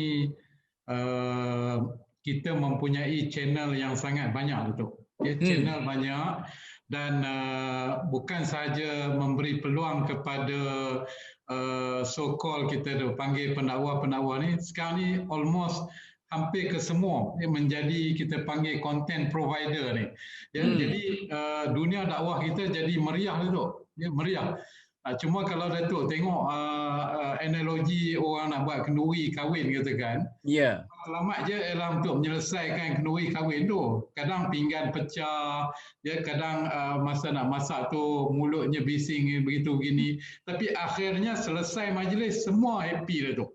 Jadi dalam konteks kemeriahan dakwah yang ada di negara kita, saya sangat concern terutama sekali kepada generasi baru ni. Dia perlu kukuh akal dia tu. Generasi kita panggil yang berlahir 2000 milenial ni, kalau kita tengok dulu kita nak bercakap ataupun nak menulis katakan dalam konteks sosial media tu, kita bercakap, kita menjaga adab dia tu. Ya. Tetapi hari ini bila kita tidak face to face macam realiti yang kita faham sekarang, dia terlupa. Ya, adab-adab itu sepatutnya masih dibawa dalam konteks yang berbeza. Jadi sebab itu kita ada, saya bagi sikit contoh untuk kita bincang lah. Saya terlibat dengan RTM satu ketika buat bincang untuk program reality TV Datuk. Ya, masa tu program adik-adikku nak melahirkan daripada budak kecil ni bil lisan ni, kepetahan bercakap, mengharapkan akhlaknya itu boleh mempengaruhi khalayak yang lebih besar dan sebagainya. Tapi saya sendiri menjelaskan ni. Okey, tak apa. Datuk Zul, saya nak pungut analogi majlis kenduri kahwin. Ini satu analogi yang betul-betul bagus. Maknanya pecah mangkuk pinggang, celoteh, pelan-pelan, kadang-kadang tempat orang kenduri ni bahasa-bahasa yang mengaruk, yang celupa, yang bahasa-bahasa kotor pun semua orang kampung tu dia berlaki, perempuan sebagainya. Betul lah. Jadi matlamat mengadakan kenduri kahwin tu semua orang happy. Saya nak tanya Datuk Siddiq dulu. Akhir sekarang saya nak pergi pada Tan Sri. Datuk Siddiq, betul ke analogi ni? Maknanya macam mana pun kita akan sampai kepada matlamat. Macam mana tu? Betul. Walaupun matlamat sampai, tapi caranya tak selari dengan matlamat. Betul. Itu isunya Datuk. Dia kembali soal yang Datuk Tan Sri Syekh timbulkan tadi, menghasilkan seorang Ahmad Ibrahim. Dia ilmuwan, dia profesional, dia akademik, dia pentadbir universiti, dia pernah jadi Puan Negara, dia pernah jadi duta, contohnya lah. Tokoh-tokoh seperti ini Datuk ada, tapi tidak ramai, tidak banyak. Tapi peranan kita sebagai pendakwa, dai dan murabi itu mendekati kelompok ramai ni. Sama ada masyarakat halayak, masyarakat yang Datuk katakan dibuat gedebak-gedebuk bising kan, nak mendekati supaya bila kita nak capai satu matlamat, ada kesantunan, ada etik, ada nilai yang kita gunakan supaya matlamat itu sampai dan nilainya barakah. Jadi Datuk, kita melihat perlunya dai dan murabi yang Datuk bincangkan tadi, wahdah, kesatuan. Walaupun pendekatan berbeza, tapi matlamat sama, ada tolak ansur Datuk. Ibarat saya beri analogi, kita menjadi sebuah taman. Taman cantik Datuk. Ada macam-macam bunga. Ada bunga kembung, ada bunga segala macam tu. Terdapat juga bunga ros. Bunga ros itu ada duri. Dan jangan dalam kita membina sebuah taman, bunga ros mencangkuk orang lain. Ini yang sedang berlaku. Jadi kita kena harus ada jiwa tasamuh yang tinggi, tolak ansur. Berbeza-lah. Tapi titik persamaan banyak Datuk. Itu yang harus kita gilap. Kerana jangan sampai masyarakat keliru. Apa ni orang dakwah ni asyik berlawan sama sendiri. Pentingan jamaah tapi tidak pentingan ummah.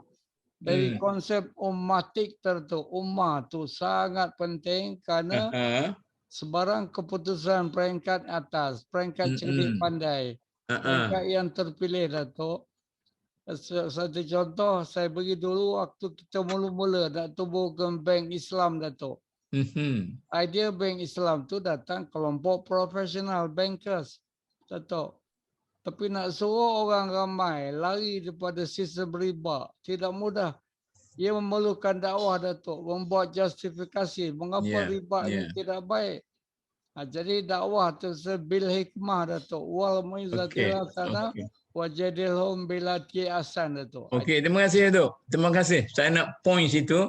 Nak tanya Ustaz Fauzi ni, dia ni yang mewakili pendakwah hari ni. Nak pilih majlis kenduri kampung ke nak pilih taman bunga yang harmonis? Saya pilih taman bunga tu. Nak pilih taman bunga? taman bunga yang harmoni tu. Tapi ternyata yang ada pada hari ini macam Datuk Zul kata tadi, majlis kenduri kampung. Ya. Saya ialah mungkin jiwa masing-masing berbeza, Datuk. Pendakwah tak sama. Pendakwah ada yang pendakwah ni keras sikit, ada pendakwah dia lebih seronok dengan kelakarnya, ada pendakwah sederhana, ada pendakwah lebih pada akademik. Saya faham kepelbagaian pendakwah-pendakwah dan negara kita. Cuma saya ingatlah kalau tanya kepada rakyat Malaysia, dia lebih sukalah kepada taman bunga yang harmoni tadi tu ya. Saya lihat di Malaysia ni, Datuk, apa yang kita lihat di kaca TV lah, sebenarnya berjaya, bukan tak berjaya. Macam Dr. Siddiq sebutkan tadi, bahawa kita sudah berjaya di Malaysia ni. Sebab saya terlibat, Datuk, katalah dengan Takaful Malaysia. Saya terlibat dengan dakwah. Sebab saya berdakwah daripada Perlis sampai Sabah Sarawak. Masa itu, itulah Takaful yang pertama di Malaysia, syarikat Takaful Malaysia. Betul. Dan saya telah diarahkan oleh CEO, tugas saya sebagai ketua Jabatan Syariah ketika itu, awak kena bergerak negeri ke negeri, masuk masjid, masuk surau, tempat mana boleh jabatan kerajaan, berdakwah tentang takaful. Masa kita ada tu. Jadi akhirnya saya pergi dakwah tentang riba, tentang haramnya riba. Kita tinggalkan konvensional, kita ambil yang muamalat secara harmoni ya. Kita cerita detail tu. Alhamdulillah sekarang dah banyak takaful di Malaysia. Yalah, tu bidang-bidang yang tidak kontroversial. Ya. Tapi yang tak ada harmoni ni ialah bidang yang agak kontroversial.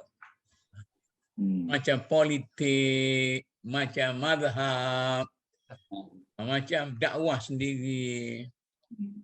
Dia kadang-kadang itu setengah mentaliti setengah pendakwah lah. Dia lebih suka ada setengah pendakwah. Kawan-kawan saya juga tu dalam dunia dakwah. Dia lebih suka guna pendekatan provokasi.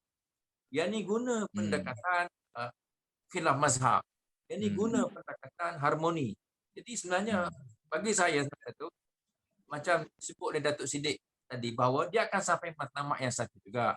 Macam Prof Datuk Zul sebut, sampai matlamat yang satu juga. Cuma tadi belaga pinggan mangkuk lah. Belaga pinggan mangkuk dulu. Belaga pinggan mangkuk itu satu betul juga lah. Akhirnya hujung sampai matlamat juga.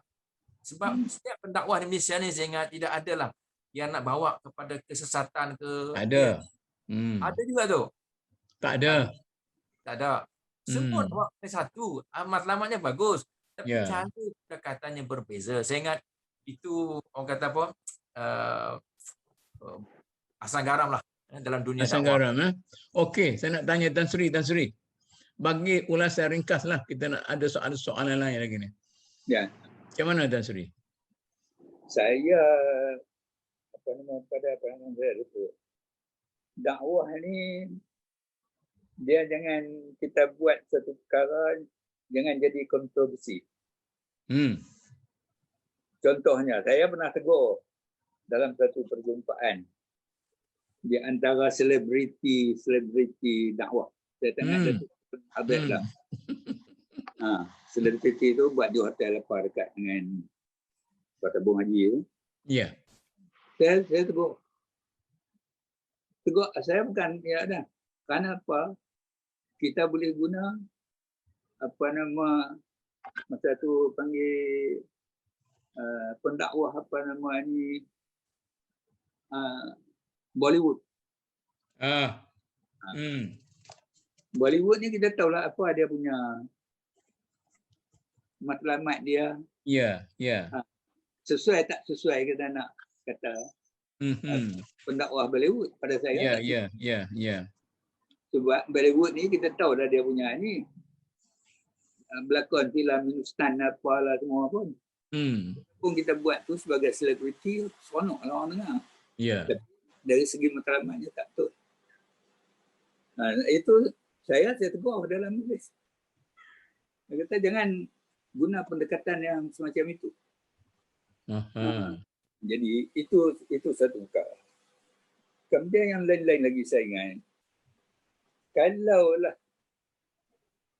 untuk nak mengekalkan kedudukan umat Islam di Malaysia, dan juga yang bukan Islam di Malaysia ni, kita nak mengekalkan kedudukan kita sebagai apa? Sebagai tulang belakang kepada pembangunan dan kedudukan negara Malaysia ni, kita mesti ada kita punya apa nama, matlamat kita ada, tujuan kita ada, dan mesti ada syarat-syarat. Kalau tidak, kita tak akan tercapai. Sekarang ni kalau kita tengok yang nak boleh capai kepada kita nak kekalkan kedudukan kita, kekuatan kita sebagai umat Islam yang majoriti 65% nak jadi sebagai tulang belakang kepada pembangunan ummah di Malaysia ni, kita mesti kena kukuh lah. Syarat-syaratnya seperti yang pertama sekali mesti ada perpaduan.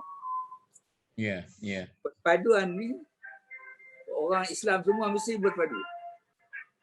Baik dia dalam parti mana pun dia mesti berpadu. Kemudian ahli-ahli dakwah dia duduk dalam grup mana pun dia mesti berpadu. Matlamat dakwah dia mesti sama. Tujuan dia. Kita dah, dan saya ingat itu sebagai satu benda yang saya ni. Dan selain daripada itu, pemimpin-pemimpin ni mesti dia mempunyai satu peribadi akhlak yang tinggi. Orang perhati semua ni, kita bercakap ni sama ada dengan apa yang kita buat. Dan masa yang sama kita duk bercakap pasal perpaduan, duk bercakap macam ni, tapi sama kita duk bantai hang aku. Yang saya paling tak seronok sekali, buat video pula. Video 3 minit, 4, 5, 6 minit buat video. Kawan ni pukul kawan ni, saat ni kawan pula buat pula video, pukul kat kawan ni. Sama-sama pendakwah tu? Sama pendakwah lah. Sebab dia duk WhatsApp main masuk dalam handphone saya pun tak tahu apa. Saya bila tengok ni, awak dah jadi macam ni.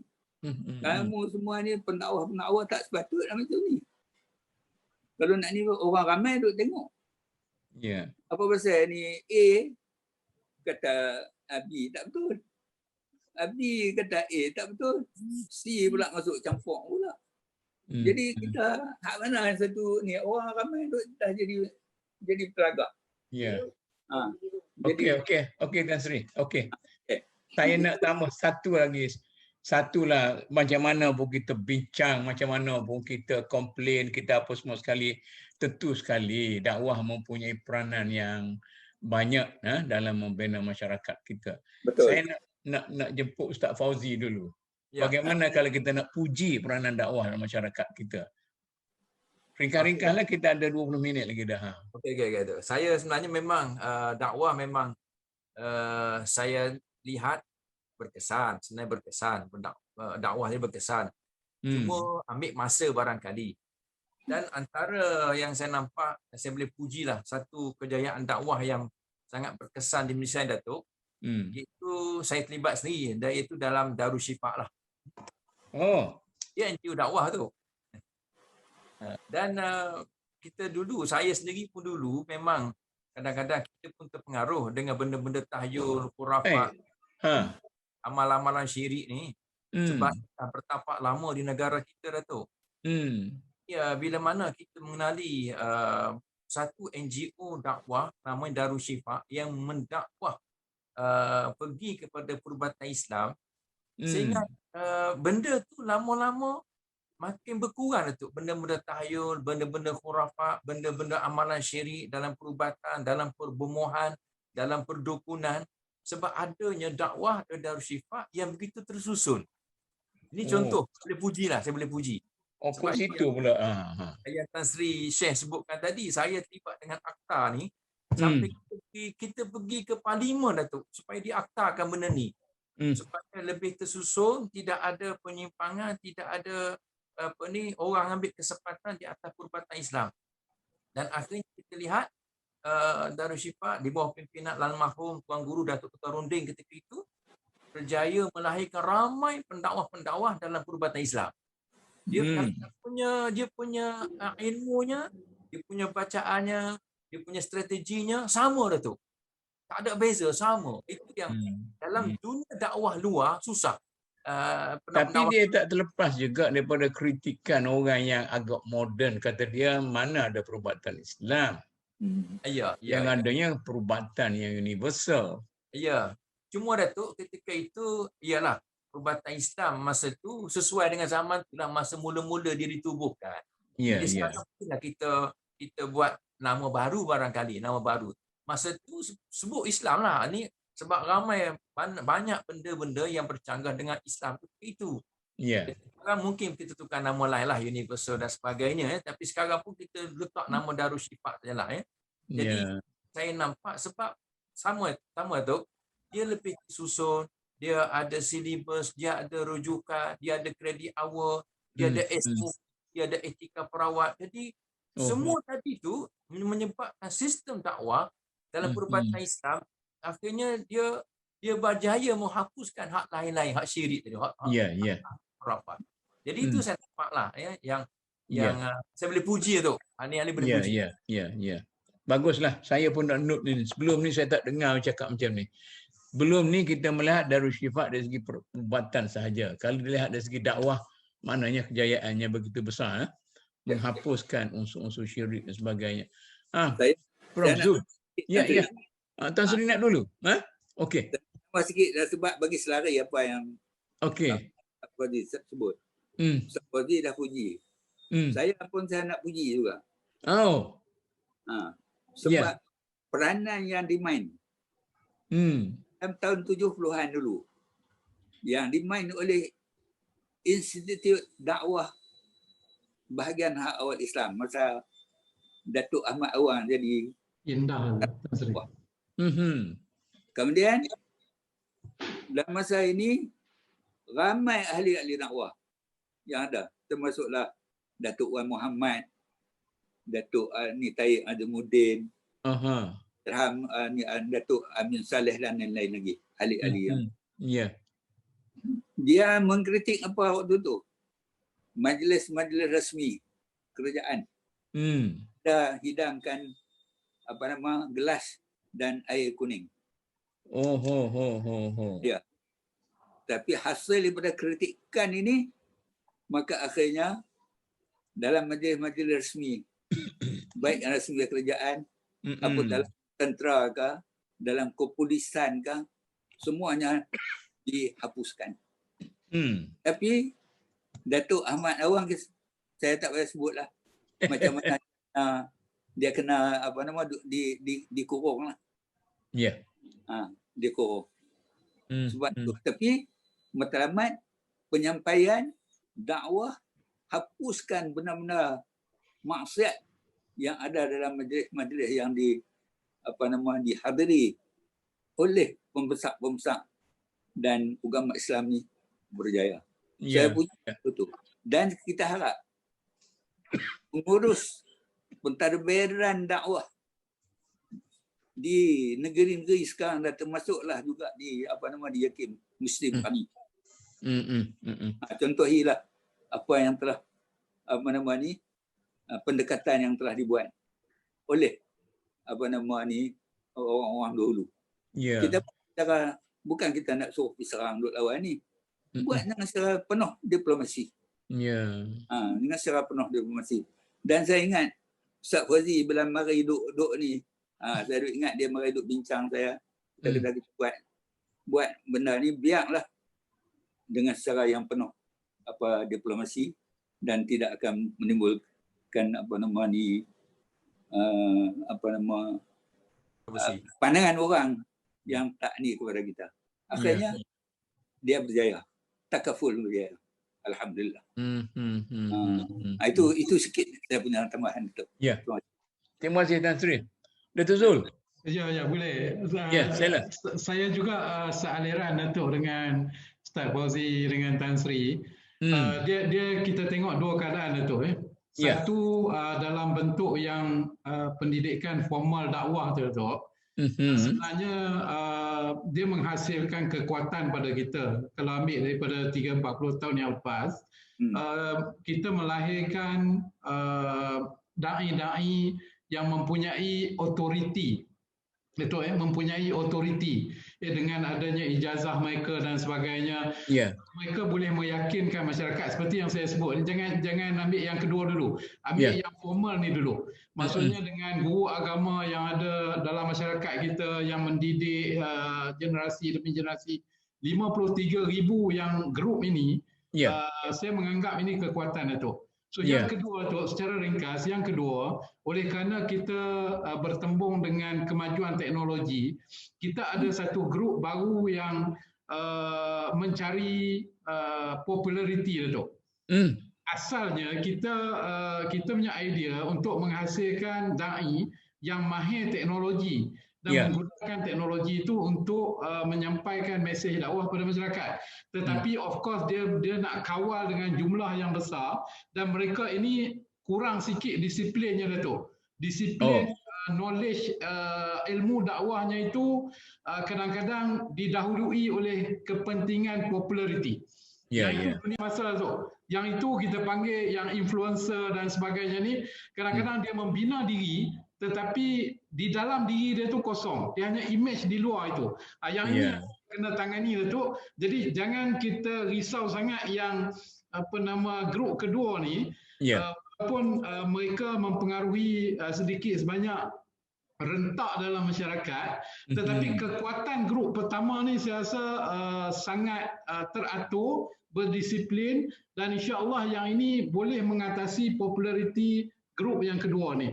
Walaupun kita tak nafikan grup kedua ni juga ada menyumbang, tapi kena tengok dari sudut disiplin ni, Datuk. Itu. Okey, jelas. Terima kasih, Datuk. Datuk Siddiq. Kalau dapat saya sambung. Kejayaannya. Pengamatan daripada pandangan sahabat-sahabat panel tadi. Kita cuba mengambil pendekatan simptomatik, simptom, gejala. Mana the end result daripada apa yang berlaku dalam masyarakat. Tetapi kurang kita meneliti the root causes, akar sebab. Apa akar sebabnya? Antara lain kembali pada pendidikan. Pendidikan yang macam mana? Kemudian antara yang paling pokok kembali pada dakwah. Dakwah yang bagaimana kita bincang panjang tadi. Supaya berlaku the end result, natijah akhir. Seperti kehendak kita bersama. Kalau kita lihat umpama the root cause dari segi pendidikan. Apakah dengan pendidikan Islam cukup untuk menjadi watak holistik peribadi anak-anak generasi muda? Tak boleh. Tetapi dia menuntut apa yang disebut selalu integrasi ilmu. Bagaimana ilmu akliyah dan nakliyah tu dapat disantuni. Bila dapat disantuni, mana asas kepada pemikiran, amalan, perbuatan itu berasas ke etik yang Qurani, nilai-nilai yang murni. Bila ini cuba dibuat oleh UAE sebagai contoh, masih belum berhasil, melibatkan pelajar antarabangsa, 100 negara datang belajar di sana. Tapi saya berpengalaman puluhan tahun di UAE, saya lihat kajian yang saya buat masih longgar. Maaf saya sebut, masih longgar. Maknanya dari segi ilmu berlaku transfer of knowledge. Dari segi pembentukan watak tidak nampak dengan jelas. Jadi kita mahukan ilmunya integratif, kemudian membentuk watak. Ini mengikut resam dakwah dan tarbiyah dan ta'dib. Jadi kita tak membentuk hati untuk membangun peribadi supaya kita ini orang-orang yang ikhlas, yang amanah, yang tulus, yang teluh dan sebagainya. Ini yang kita harap akan terjadi supaya model-model yang kita hasilkan menjadi contoh pada masyarakat. Masyarakat nampak dan percaya. Jadi orang mula, saya tak tahu sekarang macam mana, saya dah bersara daripada UAE. Itu, adakah pilihan pertama pelajar SPM ini ke UAE atau universiti lain? Itu masalahnya. Kalau dia tak pilih UAE, mengapa? Terima kasih, Datuk. Okey, terima kasih. Jadi ialah bagaimanapun perbincangan kita tentang kekurangan di situ, kekurangan di sini ya. Bila kita tengok secara objektif tentang faedah dan kejayaan yang telah disebut oleh, yang telah dijayakan oleh bidang dakwah ni cukup besar. InsyaAllah nantilah dalam siri-siri yang akan datang kita akan lanjutkan perbincangan ini. Mungkin saya mengharapkan perbincangan-perbincangan di sini ke arah lebih positif, lebih kepada memberi kepercayaan kepada peranan dakwah dalam masyarakat kita. Kita ada lebih kurang sikit masa lagi. Ustaz Fauzi, kita mulakan penggulungan, bagilah 1-2 minit. Terima kasih Datuk. Saya tertarik dengan pandangan Tan Sri Sheikh tadi, bahawa untuk mengharmonikan dakwah kita mesti bermula dengan undang-undang lah, dengan akta. Saya sendiri Datuk terlibat dengan Jabatan Agama Islam Selangor. Pastikan pendakwah ni berkelayakan, pendakwah ni ada kelulusan. Kita buat pesan yang benar-benar sungguh-sungguh Datuk, supaya mereka ni sebelum berdakwah mereka dapat tauliah dulu. Jadi di Selangor contohnya kita telah buat guideline. Siapa yang nak dijemput ceramah ataupun berdakwah di Selangor mesti ada tauliah. Hatta mengajar Al-Quran pun di rumah mesti ada tauliah untuk mengajar Quran. Kita tak mau ada pendakwah yang kita sebutlah pendakwah yang akan menghirup pikukkan dunia dakwah kita, cacat merebah dan sebagainya. Itu pendekatan undang-undang, pendekatan akta, pendekatan yang disebut oleh saya sebutkan tadi, itu lebih baik sebenarnya untuk mengawal pendakwah kita daripada menjadi cacat merebah dan sebagainya. Itulah Datuk komen saya. Okey, terima kasih Ustaz. Datuk Zul. Ya, secara ringkas Datuk, dalam tajuk kita masyarakat harap apa daripada dakwah ni Datuk, saya boleh simpulkan kedua-dua pihak Datuk. Tadi kita tentang maturity, kematangan masyarakat kita juga. Kita faham contohnya masyarakat yang baik akan melahirkan pemimpin yang baik Datuk. Itu asasnya. Jadi maknanya kalau pemimpin yang kita tengok, yang kita bincang tadi, kalau berkait dengan ini kita bincang tempat lain lah, naratif politik Datuk, yang create masalah, dan pendakwah kena selesaikan dalam keadaan seperti itu, seperti yang Datuk harapkan tadi. Maknanya kita kena cari betul-betul penyakitnya tu di mana. Jadi sebab itu saya nampak kedua-dua pendakwah dan masyarakat perlu seiring peningkatan kematangan masyarakat akan melahirkan pendakwah yang lebih baik Datuk. Itu hakikat yang kita perlu terima. Terima kasih Datuk. Okey, terima kasih banyak Datuk Siddiq.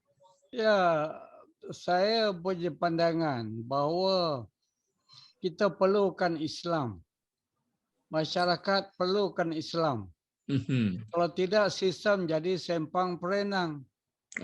Banyak benda-benda baru timbul hari ini, macam orang-orang yang mengamal faham pluralism, pasca modernism dan sebagainya. Bagaimana kita nak menghadapi ini? Oleh itu amat perlu kita kembali kepada the root causes, akar sebab. Kembali pada ilmu. Kembali pada pendidikan. Kembali pada sistem yang integratif. Ini prasyarat. Kalau tidak, dakwah tidak menyeluruh. Dakwah hanya mencakup bahagian-bahagian tertentu dalam masyarakat saja. Kalau kita mulakan dakwah di sekolah, dalam sistem pendidikan kita, bayangkan kesan pada anak murid. Kalau kita mengajar mereka agama Islam, apa kaitan agama Islam dengan matematik? Apa dulu kita sebut ilmu hisab, kita tak sebut matematik. Kepada ilmu hisab itu ada konsep hasabah, hisab dan muhasabah. Ini patut ditanamkan daripada awal. Mengapa kita sebut tentang konsep dulu ilmu alam, tidak geografi? Kerana terdapat konsep alam ada dua. Alam nyata dan alam gaib. Ini yang patut kita didik daripada awal. Kalau kesedaran ini tidak ada bayangkan di peringkat dah berumur, dah payah, maka Islam dianut secara warisan dan ritual saja. Tidak sebagai cara hidup. Terima kasih Datuk. Okey, terima kasih Datuk. Balik pada Tan Sri lah. Akhir sekali. Terima kasih Datuk. Ya, sama. Saya bersetuju dengan pandangan yang telah disampaikan oleh sahabat-sahabat kita daripada Prof. Siddiq, Prof. Zul dan juga Ustaz Fauzi. Cuma saya rasa kalau nak memperkuatkan dan menarik nak mencapai matlamat dakwah dan apa kehendak orang ramai, orang Islam di Malaysia ni pada saya rasa kita kena dakwah kita ni kita kena buka secara yang bidang dia dengan secara yang lebih luas. Kita kata syarat kata apa kita nak kuatkan kedudukan kita, dakwah mesti berdakwah tentang perpaduan. Ya. Pada wa'tasimu bihablillahi jami'a wa la tafarraqu. Ya. Itu konsep dia. Betul. Kalau kita nak tengok akhlak, kita balik kepada akhlak Rasulullah sallallahu alaihi wasallam. Kita balik kepada hadis, kepada Al-Quran. Jadi pendakwah mesti huraikan macam mana sirah perjalanan Rasulullah.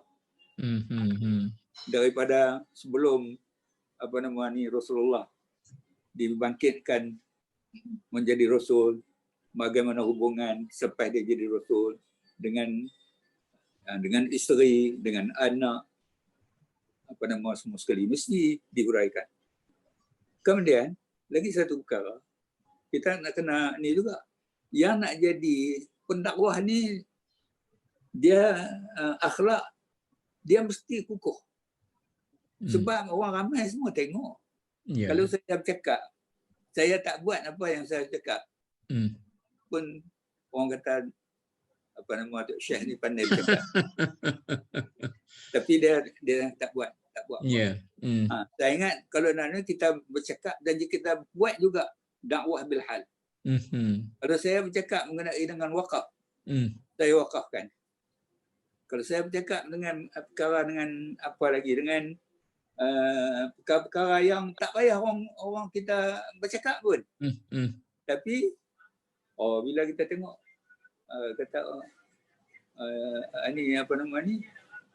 ni orang ni perlu kepada bantuan, kita tak bercakap pun, kita awal lagi hulur tangan bagi bantuan. Satu dakwah bil hal. Benda yang kita buat. Kemudian saya ingat lagi satu, budaya ilmu ni saya ingat cukup apa yang disebut oleh Prof. Siddiq. Kemudian lalu kita duduk ni pun, budaya ilmu ni mesti diperkukuhkan. Maknanya kalau kita baca, kita pergi hurai buat semayang. Saya tengok ada orang WhatsApp mai kat saya tu, masuk ada ni kecil tentang kelebihan gerakan dalam semayang. Dia sujud, dia rokok, dia bangkit duduk antara sujud apa semua mesti ada. Sedangkan benar ni, aku tak silap saya, Pak Lah masa dia jadi PM mula-mula lalu dah ada dia buat. Kan? Tentang huraian faedah pergerakan dalam semayang. Ini secara yang satu. Kemudian lagi, selain daripada itu lagi saya ingat, kita dah lupa sikit. Generasi muda pun kita kena ambil kira lah. Apa kena generasi muda sekarang? Kita tak boleh ikut semua apa yang generasi muda nak. Tapi kita kata, ini tak boleh. Apa betul satu solusi yang kita betul buat supaya dia orang boleh terima. Jadi inilah ada peranan ilmu para pendakwah ni mesti kukuh. Kalau kita bercakap pasal ekonomi, umat Islam kita sekarang ni lemah dari segi ekonomi, kita tahu. Kalau kita ambil dalam segi equity pun kita tak capai lagi 30%, baru 20%. Kenapa ulama-ulama pendakwah kita tak mau bercakap benda ni. Sedangkan benda ni sepatutnya kita bercakap dan kita huraikan. Sebab benda ni, peluang-peluang macam ni patut diambil oleh kita. Kalau tak boleh oleh orang bersama secara berjamaah, kita mesti buat. Tapi ini saya ingat sekarang ni gerakan ini MDN ekonomi dah buat sekarang ni. Saya ingat kita supaya perkara ni akan berjaya. Kemudian selain daripada itu, kita mesti target bahawa Islam itu adalah mesti diletakkan di tempat yang tertinggi sesuai dengan apa yang diperuntukkan dalam Perlembagaan Perkara 3. Itu yang jadi matlamat. Orang jangan duk komplain dengan ni. Kita bila orang komplain ni kita diam saja, tak boleh. Kita mesti kata, oh ini kamu cakap betul. Baru orang ni, kalau tidak kita senyap saja. Orang kata ni orang kata tak ada reaksi daripada penganut Islam. Jadi kadang-kadang mahkamah pun buat keputusan, dia kata yang dibuat pun tak ada reaksi daripada orang ramai. Tapi kalau kita baca 2-3 hari ini, kes pakai baju panas yang tulis kalimah Allah, food panda saja dah serang orang ni semua. Ini adalah reaksi ini. Orang tak terima kamu pakai ni. Belum pakai ni tak boleh terima. Sebab kami tak boleh pakai. Bila kami pakai baju panas ni, kami tak boleh.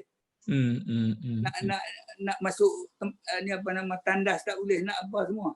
Jadi kami cuba nak ni. Itu reaksi dia. Jadi saya ingat benda-benda yang semacam ni, saya rasa pendakwah harus mengambil dia kena berpengetahuan yang luas dan boleh memberi maklumat dan menggerakkan masyarakat dengan cara yang harmoni sesuai dengan masyarakat kita, itu masyarakat majmuk kalau nak kata. Tapi jangan sampai kita menerima ini sampai kita pula kita terlalu bertolak ansur, terlalu badan penggaya akhlaknya kita dah lepas ke tepi. Saya pun saya cakap banyak lagi benda-benda yang saya boleh tunjuk lah. Iyalah. Benda-benda yang macam tu. Dari sekat ini, saya ucap terima kasih kepada Datuk yang bagi peluang yang saya pun boleh cakap sikit-sikit lah. Terima kasih Tan Sri. Sekianlah para penonton sekalian, perbincangan kita yang menarik pada petang ini, dan nampaknya dialog dakwah kita ini perlu dilanjutkan sejauh mungkin, dan saya tidak tahu ke mana lagi kita perlu pergi kerana persoalan yang terlampau banyak dan sebagainya. InsyaAllah lah saya mungkin bagi pihak diri saya, bagi pihak rakan-rakan dan dakwah dalam MDN dan sebagainya, kita cuba kembangkan perbincangan ini. Mudah-mudahan kita boleh menyumbang, dan insya-Allah kita akan bekerjasama dengan macam kita katakan tadilah, badan kerajaan macam Yading, orang akademik, para pendakwah sendiri, para aktivis yang sebagainya, supaya kita boleh mengadakan satu jaringan dakwah yang cukup baik untuk masyarakat pada masa sekarang dan akan datang. Dan saya sekali lagi sangat berterima kasih kepada para panel kita pada hari ini yang cukup serius memberi pandangan-pandangan dalam perbincangan kita. Akhir sekali saya ucapkan wabillahi taufiq. Wassalamualaikum warahmatullahi wabarakatuh. Waalaikumsalam. Waalaikumsalam warahmatullahi wabarakatuh. Terima kasih Datuk.